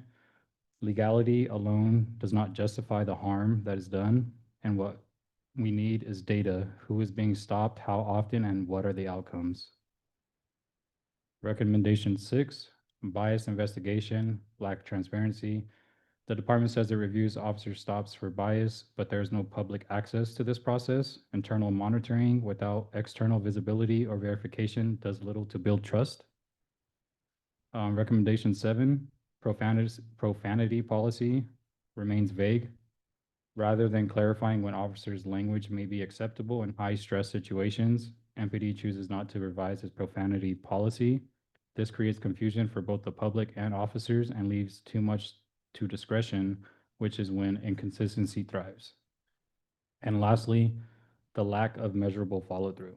While MPD agrees with several recommendations in principle, on body cameras, de-escalation, and taser warnings, there are no timelines, no benchmarks, and no public reporting mechanism.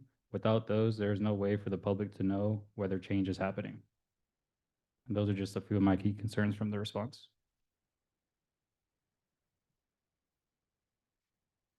I appreciate your comments. Thank you. Now, is there anyone else from the board that would like to speak? Wendy? Thank you. Thank you. I have a couple comments. Number one, on recommendation 12, I'm glad to see that we all are in agreement that de-escalation into the daily decision-making should be a policy. I want to go back to what I heard today from all of the speakers that spoke. And when we look at how that relates to number 12 in terms of de-escalation, I think though, because I have several comments that I want to make on that, so not to get too distracted from this report, I think it may be more appropriate to bring that back up under community engagement. But I do have several questions and comments about what happened at the protest. That would be left for the end then, if that's where it's kind of more catered to, or questions are kind of more catered towards the protest, but it does have to do with recommendation 12. I would actually defer to the city attorney to comment on that.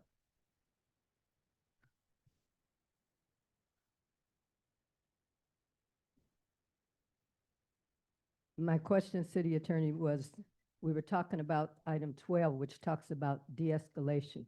And I want to use what happened this weekend as as more context to de-escalation. So in terms of this weekend, we heard comments about it during public comment, but as far as this meeting goes, you actually have that being not an agendized item. So if you want to agendize something to discuss that matter, you could, hold that fuller conversation. In terms of de-escalation in particular, you can discuss the matters that are in the report, but I don't know that you're going to have a discussion of the broader, public protests that happened this weekend. Well, I'll wait until new business under community engagement. And we'll talk about it then. Okay. Is there any further comments from the board or questions? Okay, seeing none, we will go ahead and open it up to the public. We'll ask members of the public to come forward. Those that have filled out a speaker card regarding this agenda item will be called on first. If not, then is there anyone in the public that would like to comment on the response from MPD to OIR? Go ahead.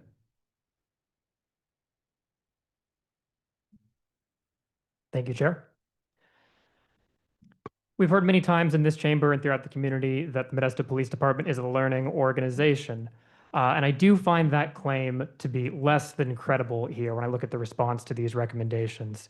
Specifically, I draw your attention to recommendation number 1. An MPD should ensure that officers involved in the use of deadly force are interviewed before the end of their shift in which the incident occurred, either through a voluntary statement to criminal investigators or a compelled administrative statement. I think that's a sound recommendation. So when I see that MPD is disagreeing with that and their reason in doing so is evidence-based, and that evidence comes from the International Association of Chiefs of Police, that to me seems a lot like the fox guarding the hen house. I've had the pleasure of serving this community not just as a government teacher, but also as a psychology teacher. So I did my homework. Officer-involved shootings testing the effect of question timing on memory accuracy of stressful events, published December 13th, 2018 in the Journal of Experimental Criminology. And don't get it twisted. When I say experimental, this is not some mad scientist of, it's just a prototype, it's experimental. Experimental, done by experimentation, empirical, evidence-based, evidence-based. Notably, the results of this study, linear mixed models showed that delayed questioning negatively impacts officers' recognition of correct details of the incident, but only for details not directly associated with the threat stimuli. Okay, fair enough. This pattern was supported by the free recall data. Further, officers who were questioned immediately did not experience the same memory decay over time. They did not experience the memory decay. That seems pretty important.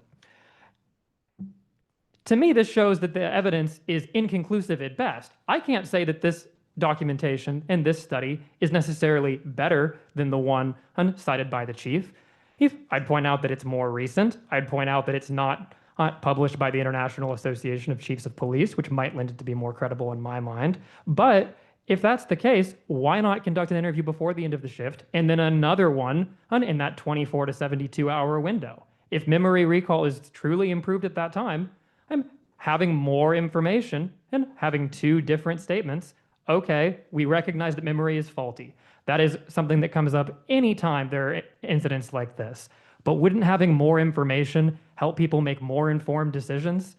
I would trust that any learning organization would readily accept that recommendation. So when I see this disagreement, that to me says that learning organization looks good on the website, but doesn't really play well in the community. And I know that our chief, he is an educated man, and so I would hope that he could take my advice here. With that being said, I'll yield the rest of my time. Thank you. Thank you. Do we have anyone else from the audience that would like to speak on this topic?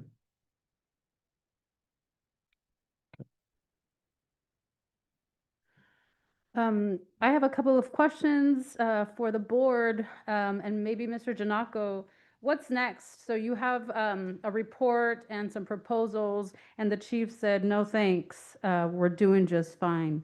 When we already know that that's not the case. Do the recommendations now turn into policy recommendations to the city council? How do we try to enforce some of these recommendations?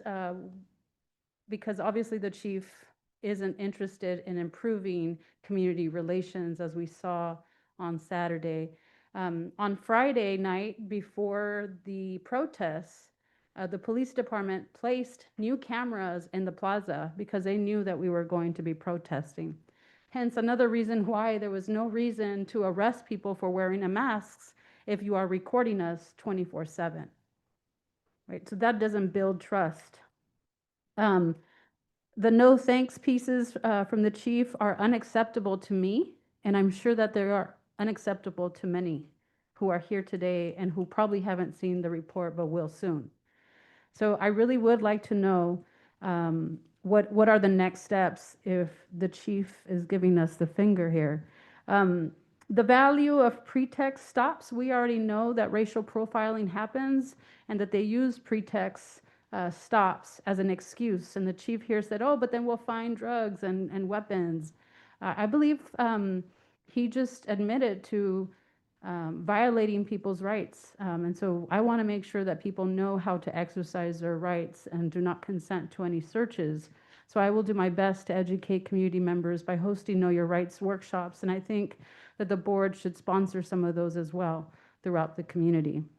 But I'm very bothered that the chief does not care about community relations, and it's obvious on paper through his response, even more obvious through the racial profiling of Black and young men of color and what happened on Saturday.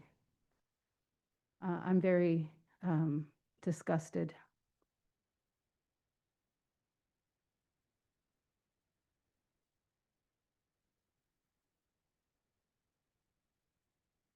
Will I be able to get an answer about the next steps? Yeah, Scotty, by chance, or if Chief, you know the next steps from this report, where it goes from here, if you guys talk with the city council or the city brings it up and then it goes to city council. And then before you answer, I just want to say one more thing. The whole thing about verbal language and the cussing, that should be part of de-escalation, right? We don't want a cop saying any cuss words to try to intimidate us. We saw that with, ¿cómo se llama el señor que they beat up and they punched? Antonio Nunez.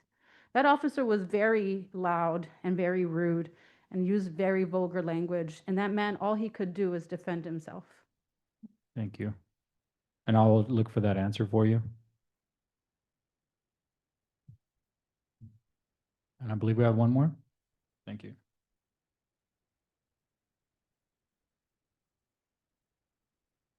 All right, hello again. So yeah, thinking about what was mentioned about recommendation 1, and the idea that the evidence that the chief had mentioned came from the International Association of Chiefs of Police. Like it seems like a very like an insular thing, like an echo chamber here when we have like the OIR report, you know, like folks from the outside that are looking at multiple amounts of data to kind of give these recommendations. And as we can see, our comrade here is showing other evidence that proves that interviews happening as soon as possible is more effective. But I mean, we're talking about like we had mentioned before. Remember when we had the person coming in who would come to the schools, you know, that officer, and he said, what's the goal? It's to change the narrative. But I think building this echo chamber and kind of disagreeing with these things and using your own people to kind of, I guess, what's the way to say it? I guess try to prove your own points or something. Like it's not changing any narrative, you know, but it's just kind of dismissing us. And I think, yeah, when it comes to like the pretext stops for recommendation 5, it's been proven lots of times by Michelle Alexander from, New Jim Crow, or Alex Vital in Policing, which is like these types of pretext stops like lead to mass incarceration. And it's an attempt of broken windows policing, which specifically target people of color and socioeconomically disadvantaged folks. And the OIR report folks, like they had mentioned that too. That's what it does. We see it all the time. And so with that, it doesn't prevent crime. And as we see, the majority of the rest, if we look at the police score report card here, are about 70% are for nonviolent crimes, you know?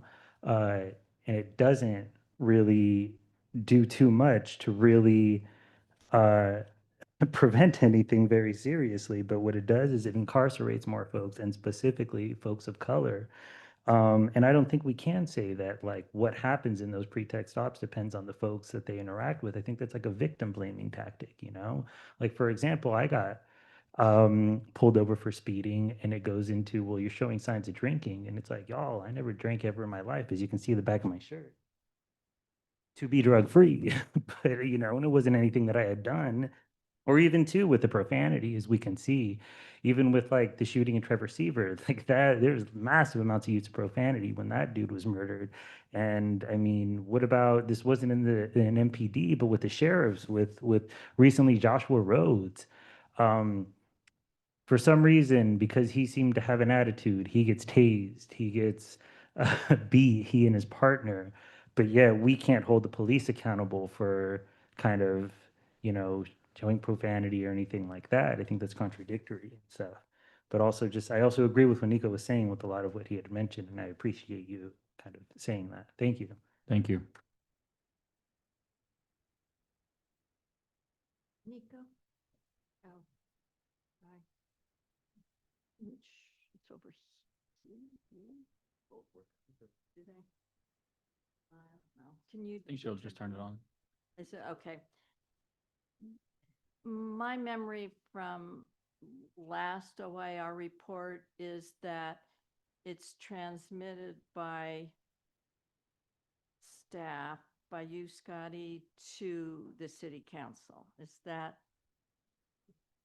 According to the process here, essentially, OIR report is a recommendation to the city manager and to the police chief. And then the city manager and police chief will take any necessary next steps. But I do ask that I'm afforded a little bit of opportunity just to kind of regroup. I actually don't have all of those things right in front of me tonight. I wasn't ready to speak to all of it. Thank you. Would anyone else like to speak on this item? Okay, seeing none, I will bring it back to the board. Is there anyone on the board that would like to have any further comments on this item? Okay, seeing none, we'll be moving forward. I believe that our report to the city council will include any comments that we have about these items also, because we're basically going to say, evaluate OIR's report and the chief's response and give our recommendation to the city council. So we will be chiming in on these issues. But the city councils were effectively given those to the city manager, who translates or transmits that to the city council, and they make decisions. Thank you, Brad. All right, moving on to staff comments and reports. Michael, if you are ready, independent police auditor update. Hello, appreciate having a chance to speak, to see you all this evening, at least over Zoom. Unless you all have any additional questions, I don't have anything additional at this time. I might just comment that, you know, consistent with our scope of work, if there are complaints that are received by the police department and an ensuing investigation consistent with our scope of work, we would have the ability to obviously review any subsequent investigation. But our scope is limited. We do not have the ability under our scope of work to conduct independent investigations. Just for purposes of clarity, I know you all on the board know that, but many of the attendees may not be aware of what our scope actually is. Beyond that, unless there are any other questions by you all, that's all I have. Does anyone on the board have a question for Michael, can you briefly go over your scope of work for everyone? Boy, I wish I had it in front of me, but essentially our scope of work is essentially to monitor the police department. So the idea or the concept, if I could sort of conceptualize it under the current scope of work, is we are really focusing on how well the police department conducts investigations. And for the investigations after they're completed, how well the police department makes decisions on outcomes that are consistent with the evidence that is accumulated during those investigations. That is the focus of our scope of work.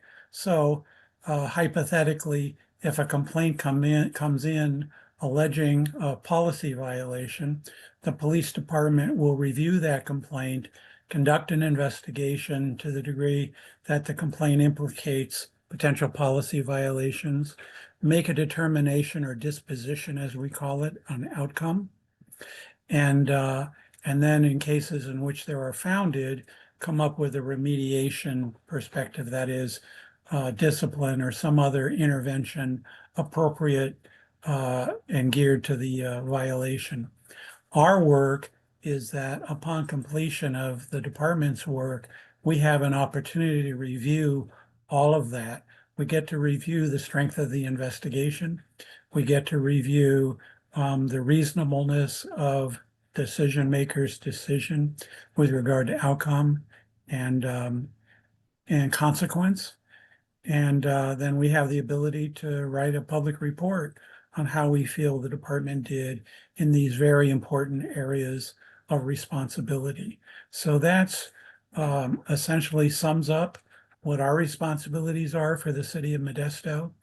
That work resulted in the report that we provided to you a bit ago and is now the subject of the chief's response this evening. So that's what we do, and we are pleased to do it. So I just wanted to advise you all and remind you all of what our core function is and how we operate in conjunction with the police department. Thank you, Michael.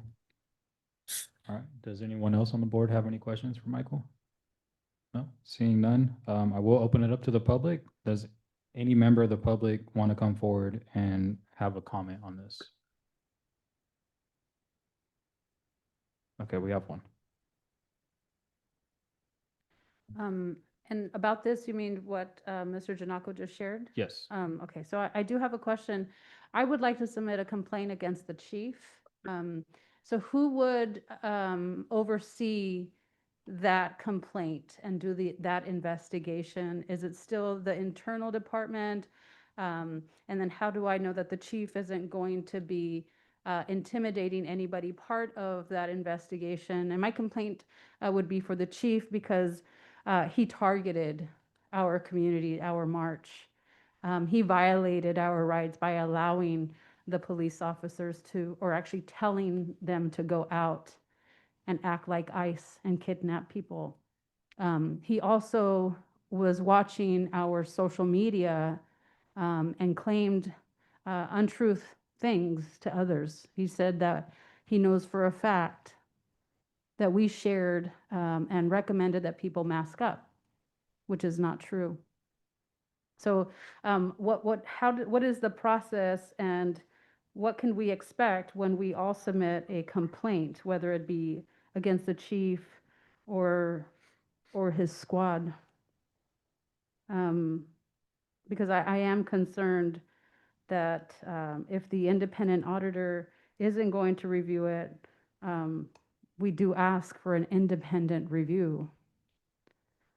So I'm just kind of concerned about that. I'm pulling up something else I want to share. We were targeted. The chief mentioned that there was a difference between the two groups besides promoting to wear masks, which is untrue. And then he also mentioned that our crowd was targeted because the other one was much bigger and unsafe for officers. So he knew that a smaller crowd wasn't going to be able to resist the kidnappings, and maybe he thought that we were going to behave like those in LA if he did that in the bigger crowd.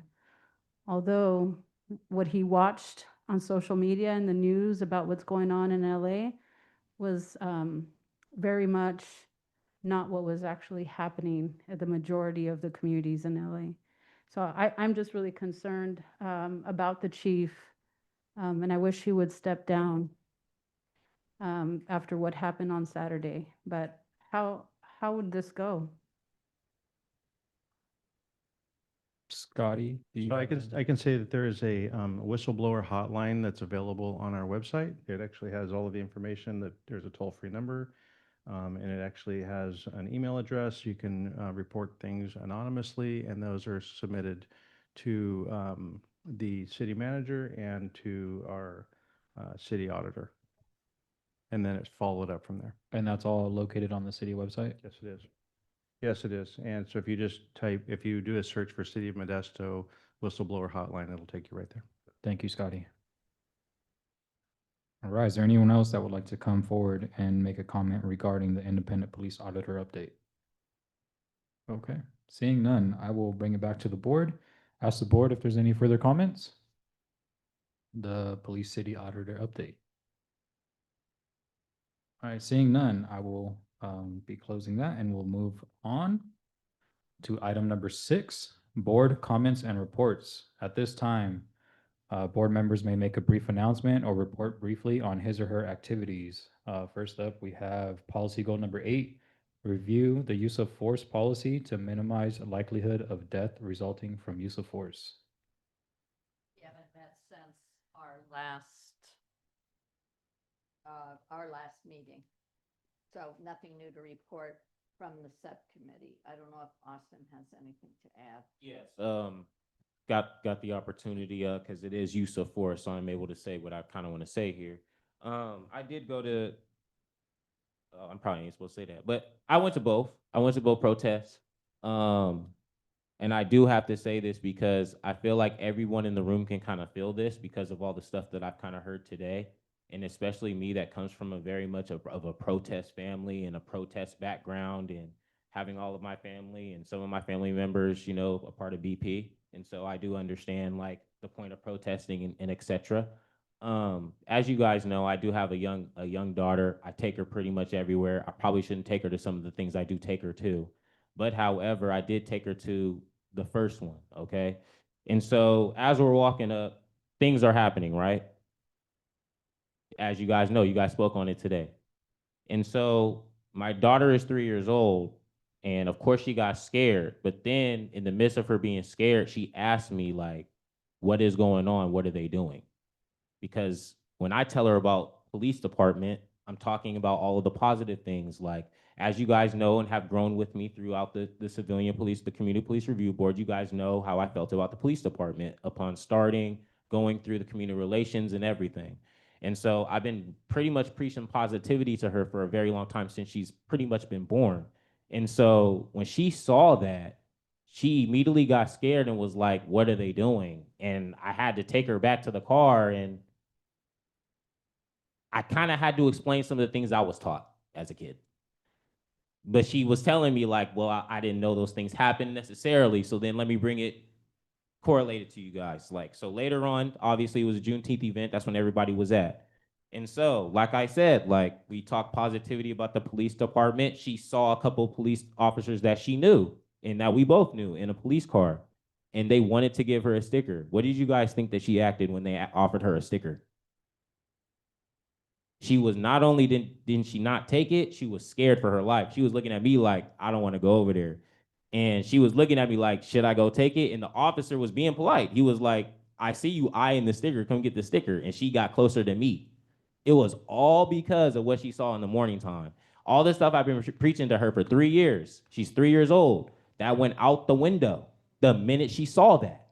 So I'm trying to let everybody know in the room that it may not be you two, may not be you guys in the back, but it's people in your department that are not like some of y'all. Like some of the police department people, they come out there, they're just ready, as we call it in the streets, they ready for war. That's what they ready to do. And like when you go out there and there's peaceful protests going on, and me as a black man have seen other protests happen in this city and people not get arrested, yeah, it does make me feel a little weird because at the end of the day, the protest that happened at Grisada was a lot bigger, lot more masks. There were blower horns out there and nobody was getting arrested for it. Why? Is because I truly believe that even with some of the codes that were being broken, you guys believed that it was peaceful enough that where you guys didn't need to arrest anyone. So in the morning time, if it's the same thing and it was a smaller group, I felt like that was a perfect opportunity for you guys to show the stuff that you guys want to be shown, which is positivity. Like, allow them to do what they need to do. If y'all there, I'm pretty sure they didn't want y'all there. But if you guys are there, nothing's going on. I mean, cohesiveness, that just brings it all together. That brings the camaraderie together. Because when the second protest happened, you guys are directing people. You guys weren't arresting nobody. There were people blocking the streets. Y'all didn't go up there and get in groups. You guys just told them, hey, like, politely, can you guys spread out? I'm just confused a little bit as not a community police review board member, a community member. What was the difference? That's me, that's all. Thank you, Austin. On to policy goal number 1, improve relations between the community and the department. Do we have an update? No, not directly. I will just say a lot of the content shared today is, I think, where we're going to resume conversation rather than anything that we've worked on so far. But our focus will continue to stay with all the information shared and the experiences shared. Our mission and goal is still on improving relations with our community and the department, and that we will continue to respect that charge. Thank you. On to policy goal number 3, reduce youth arrests, particularly among Latino youth. Okay, this will be my opportunity to speak in using a real life situation. First of all, I'm very, very concerned about what I heard, the details about what I heard today about what happened on Saturday, because I think it's all counterproductive to what we're all trying to do, which is improve relationships. And I don't know how many people were arrested and what were they arrested for, and what's their current status.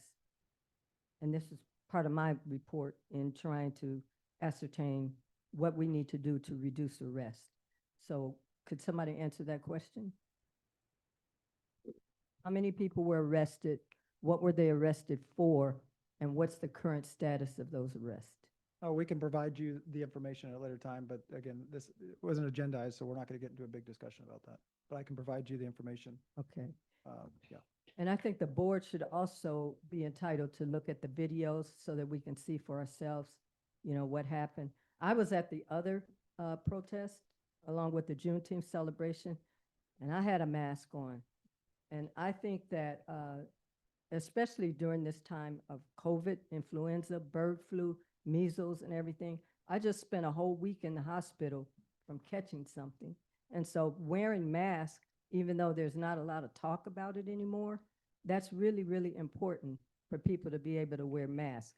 So I think to institute something that's any kind of policy that's detrimental to people's health is not a good idea.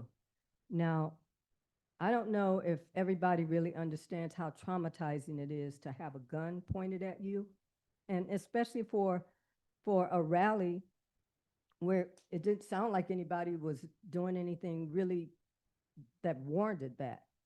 And so my other question would be, why were guns pointed at people and pulled out? What happened? I'd like to know more about the context, and I'd like the community to know more about the context, because I think that what the community is asking for, which is to repeal or revise and take another look at that municipal code, I think is perfectly rational to do that. Because if you're just going to use it broadly and blindly to create other problems in the effort of solving one, then it's still not going to help. And I am kind of disappointed a little bit about the scope of work with the with the independent auditor, because I think the way it's set up for them not to investigate individual incidents as they happen.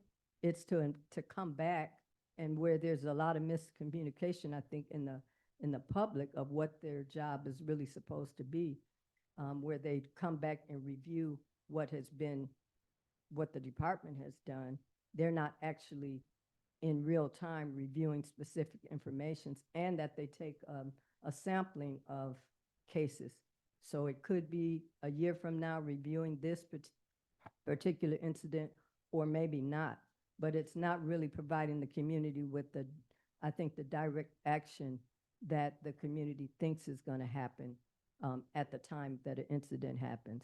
And so I think it's important to take a look at these charges that have taken place with individuals.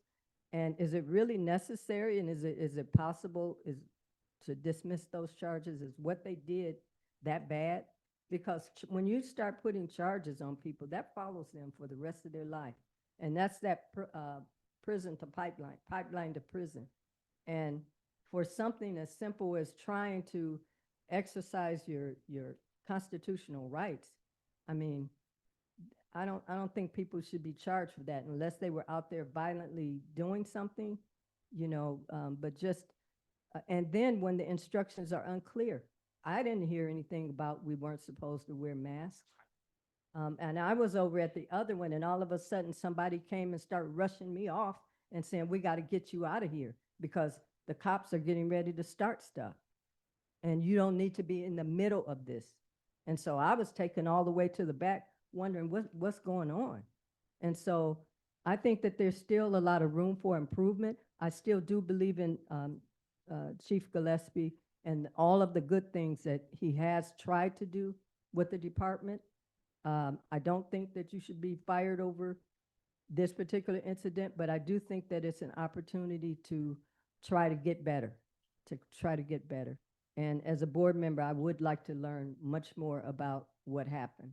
It's really difficult to do things in this kind of setting because there's so many rules about the Roberts rules and what we can talk about and what we can't. But this is definitely a conversation that needs to take place, and we need to have a better understanding because there's two sides to every story, and we need to have a better understanding. We've heard from the community. We need to hear from the police department of what happened, why it happened, how it happened, and if we truly are trying to build better relationships with the community, what can we do moving forward? It's always about moving forward. What can we do to make sure? Because these riots can be volatile, and especially if they're agitated. When police officers come out with the badges and the guns, you have a lot of power. And so I think that, trying to find other ways of communicating or escalating, especially when the crowd doesn't have a lot of warning about these are the rules. So that's what I needed to say. Thank you, Wendy. All right, on to the Community Police Review Board Annual Report 2024 Subcommittee Update. Subcommittee has met twice. The subcommittee has met twice. We have a first draft for the subcommittee that we're reviewing, and we're planning on meeting Friday at 5:30 for an hour. Just the subcommittee to hopefully have something to the board for the July meeting. That's our goal. Thank you. All right, and on this item, there is no public I comments. have a question. Okay. I forgot what the procedure is. Are you gonna hand that out to us so we have a chance to look at it prior to the meeting, or is it the discussion to be at the meeting? I can't remember. Well, hopefully we'll have it. It will be available before the meeting. Okay, Yeah. so we can have communication about it. But more than last time discussion at the meeting. I mean, because there is no other way for us as board to discuss true. it. So this is a first draft for the board's review and suggestions. And it is not, last time, I must say, things got, there were time constraints, there were problems getting it finished and everybody reviewing it in a timely manner. And we're trying to do it differently this time. Thank you. All righty, moving on to future agenda items. Right now listed future agenda items, we have presentation by the Homeless Alliance. And then for the next meeting, we also have the first draft of the CPRB annual report, January 2024 through December 2024 discussion. Oh. Go ahead. Could we have some discussion about, as an agenda topic for next time, about tonight's, what the board's heard tonight? Because I understand it has to be agendized, so. Correct. I mean, yeah, I mean, it's up to the board to That's my agendize it for the next meeting. I second, you were making a motion? We can. We can, do we want to discuss it at all? I think part of that question would be, time constraint wise, are you suggesting as well then that we request, moving the presentation by the Homeless Alliance? Yes.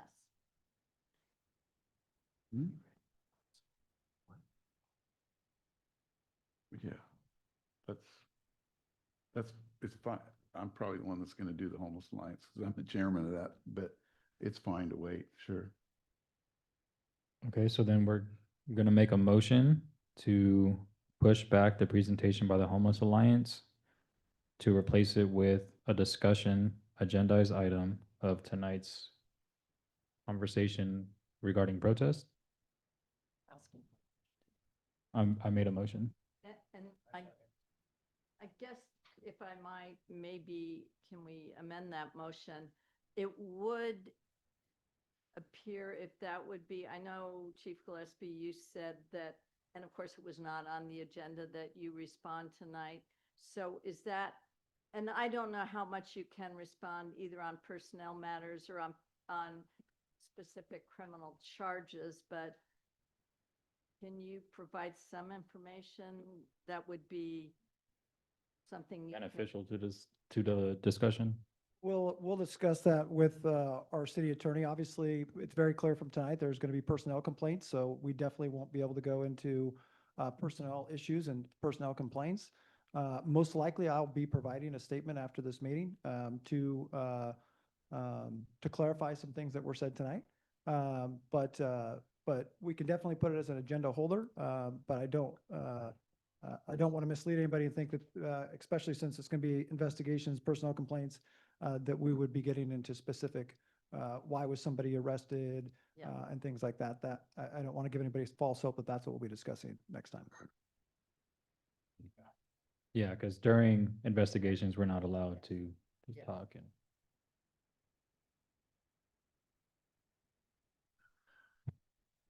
Thank you. Just as a point of procedure, so if you wanted to make a different motion, you could make a substitute motion, and then the board would vote on your motion first, if you want, or you could amend your motion and then have another.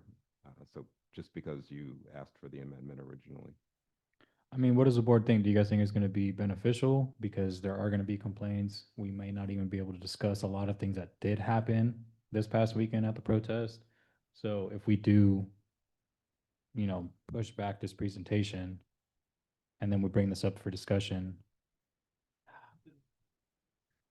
We should be talking about what the citizens are concerned about at this moment. So I think we need to bring it forward. I'd love to know if there was property damage. I'd love to know that there was these fears and these construct of what could happen with people in masks, and they never materialized. And in fact, it was peaceful. I want that to be a learning process for the department, that they can look at that and they want to be evidence-based. Well, there's your evidence. These people performed a wonderful Saturday morning and a Saturday afternoon. I just think we need to discuss these things and flesh it out. Yeah. Okay. I don't think we have to really amend my first motion then, do we? Yeah, the only question, because is whether you wanted to make a substitute motion or, okay. So she's withdrawing it, your motion stands. Okay. What was your motion again? A motion to push back the presentation by the Homeless Alliance and replace it with a discussion item regarding protest. A second. The specific protest. Yes? We can talk about specifically that protest that just happened or protest going forward, general topic about protest. We can talk about the we can talk about the 4-23.02. We can talk about the city codes, I'm pretty sure, and So, so when you make your motion, you want to be clear about what the scope is, because then that'll enable you to talk about a certain topic. And so if you know you want to talk, for example, about the ordinance, right?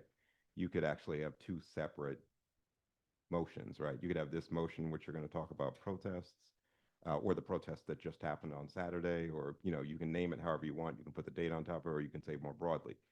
If you're going to talk about the ordinance, you probably want to make a second motion, because when you do the ordinance, you're going to bring the ordinance forward. You can propose, if you're going to propose changes or make a recommendation to the city council, you would do all of that under one separate item. So that's just to say, you've got one motion, which is dealing with the protests. If you want to deal with the ordinance, it's probably most helpful to have a second motion and then describe what you're going to do there. Okay. The question. Propose that you put us on the agenda, we will do the presentation for you. We will provide all of the charges and we'll provide some videos for you to be able to have something to discuss. If the chief refuses to give you information, put us on the agenda. We will do the presentation for you. I have a question. So when he said it was broad, like the first motion, why does it have to be separate? Why does it have to be two separate motions if Saturday consisted with the ordinance, like through the discussion today? Wouldn't that just be all correlated with one in the same motion? Why would it have to be separate? Yeah, so the reason would be so that the public clearly knows that you're going to talk about the ordinance, which is different. It's a legislative action. And so under the you could talk about the ordinance within it. But if the intent of the second motion is we want to look at that ordinance and provide changes, then that isn't something where you're going to probably get direct feedback right on the provisions of the ordinance. And then I'm guessing that you would probably want to give that feedback to the city council, because they're the people who actually changed the ordinance.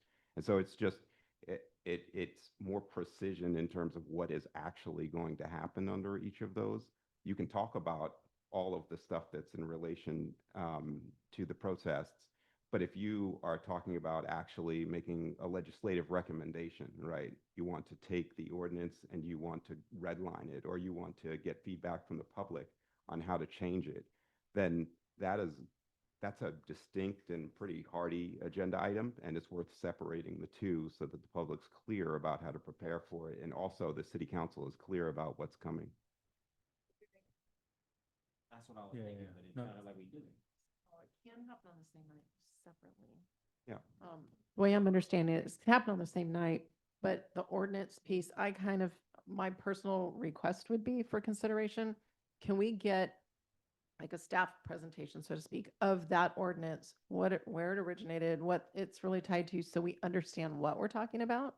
And if we need to agendize it again to take issue with it or make suggestions on it, we'll be more informed to do so and still have a open discussion about what occurred on Saturday and all the content that we've heard.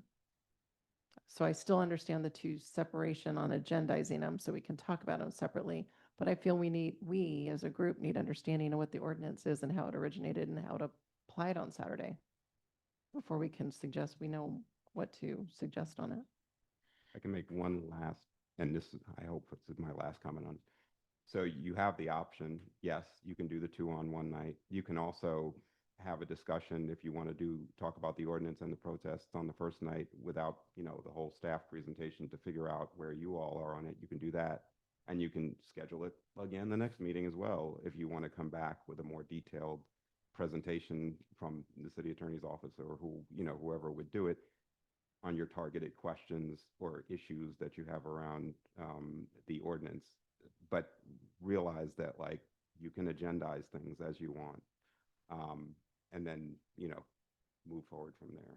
So you can do everything on one night if you choose. Can I make a question to say of Nancy?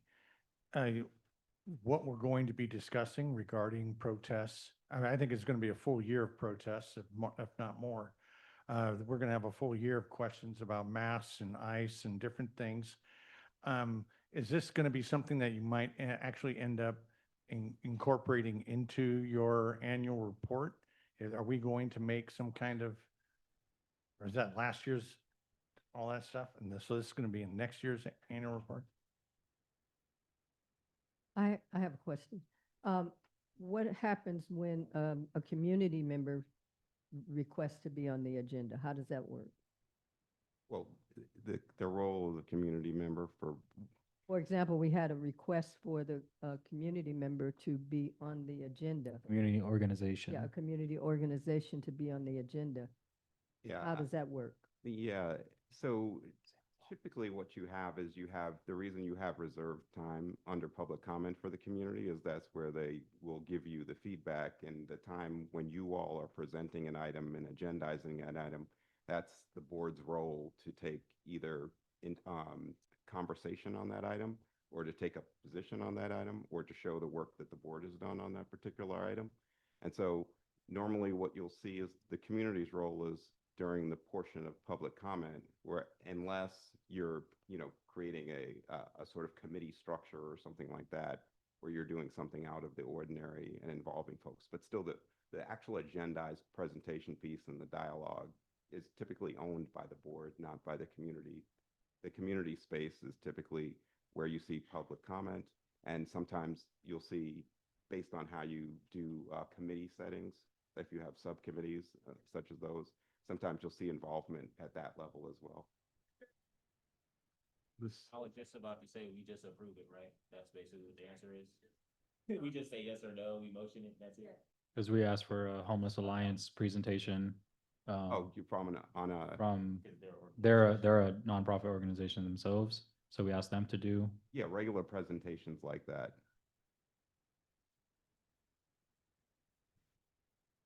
I feel that after everything that was shared by everyone tonight, it would be most professional and respectful to at least invite the chief to give a statement as part of our discussion next week. And if we need then to have feedback from your organization, I feel that would be a more appropriate order to process through this and allow us all to process through, to go right into that without giving an opportunity to the department to have any response feels like a misstep, in my opinion.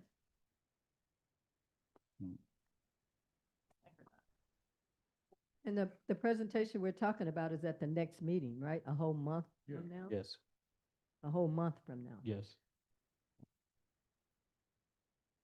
So we can call a special meeting. We don't have to wait till next month if you want to. But I agree with Trish. I've always been told to listen to both sides of the story before you make a judgment. And I'm in the process right now of a marriage counseling situation, and I heard this one side and heard the other side, and it things get tempered out based on that. But it's important to me that I hear what the staff has to say, police has to say about what happened, what their perspective was on it, and then if we want to go further, we can. I mean, I agree, but at the same time, we already know that if there's ongoing complaints and investigations regarding the protest, the police were not going to talk about them. So they're not going to really have too much to say about what just occurred in the next meeting, because they can't really go into depth about the protest and what occurred during those arrests, because they are going to be under investigation by the time we come back next month, pretty sure. So what follows from that, Nico? Well, I mean, if we have a nonprofit organization that is willing to do a presentation. I'm not sure. I mean, we pretty much heard a presentation from people from the organization and their position on. I haven't heard comments. Yeah. We didn't really get a presentation. No, but we had, you know, a lengthy period devoted to the comments. I mean, if you think presentation would be markedly different, perhaps. Just want to give them It's inappropriate. They have an opportunity to respond to staff. So when would the staff be able to respond? Would that be a special meeting or? And we're gonna have to tell them what exactly we want them to respond with. We need to give them direct guidance on what we want to hear from them. Because we can't just say respond and then Yeah. give them an open book. Well, I outlined a few questions. How many people was arrested? What were they arrested for? And what's the status? Is, I think,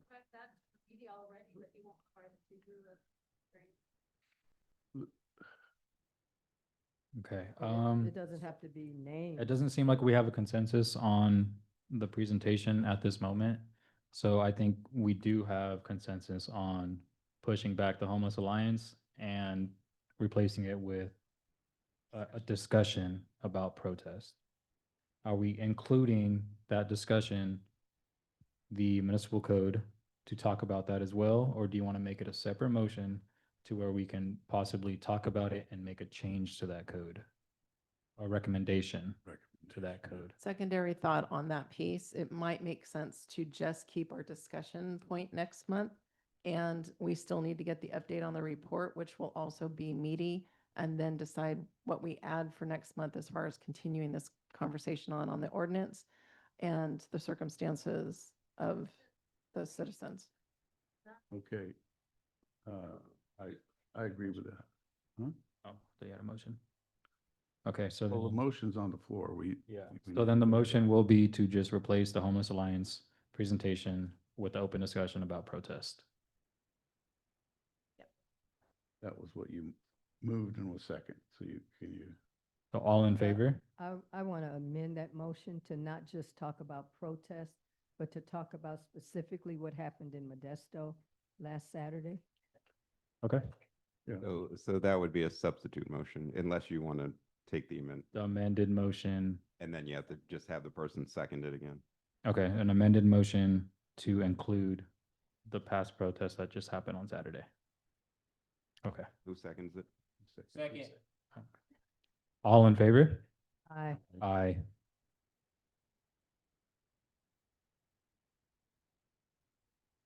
Okay, and that is it. The next meeting will be held on July 16th of 2025. I thank you all for coming, Uh, and we'll see you. I have another question. So when do we get to hear from the police side of the story? Next week, next month. That's so long. Yeah. We'll have to wait to. We can have like a special briefing or a special meeting like we do for other things? We can call for one. I can email you, Scotty, maybe, and we can call for a special meeting, special briefing about the past protests that just happened and. Okay, Because you got a lot of community tension brewing, and I think that we need to not linger this on a whole month. I agree. And before the meeting's adjourned, thank you everybody for coming. Make sure you come to the next one. Don't just come to this one. July 16th, 2025 at 5:30. Thank you.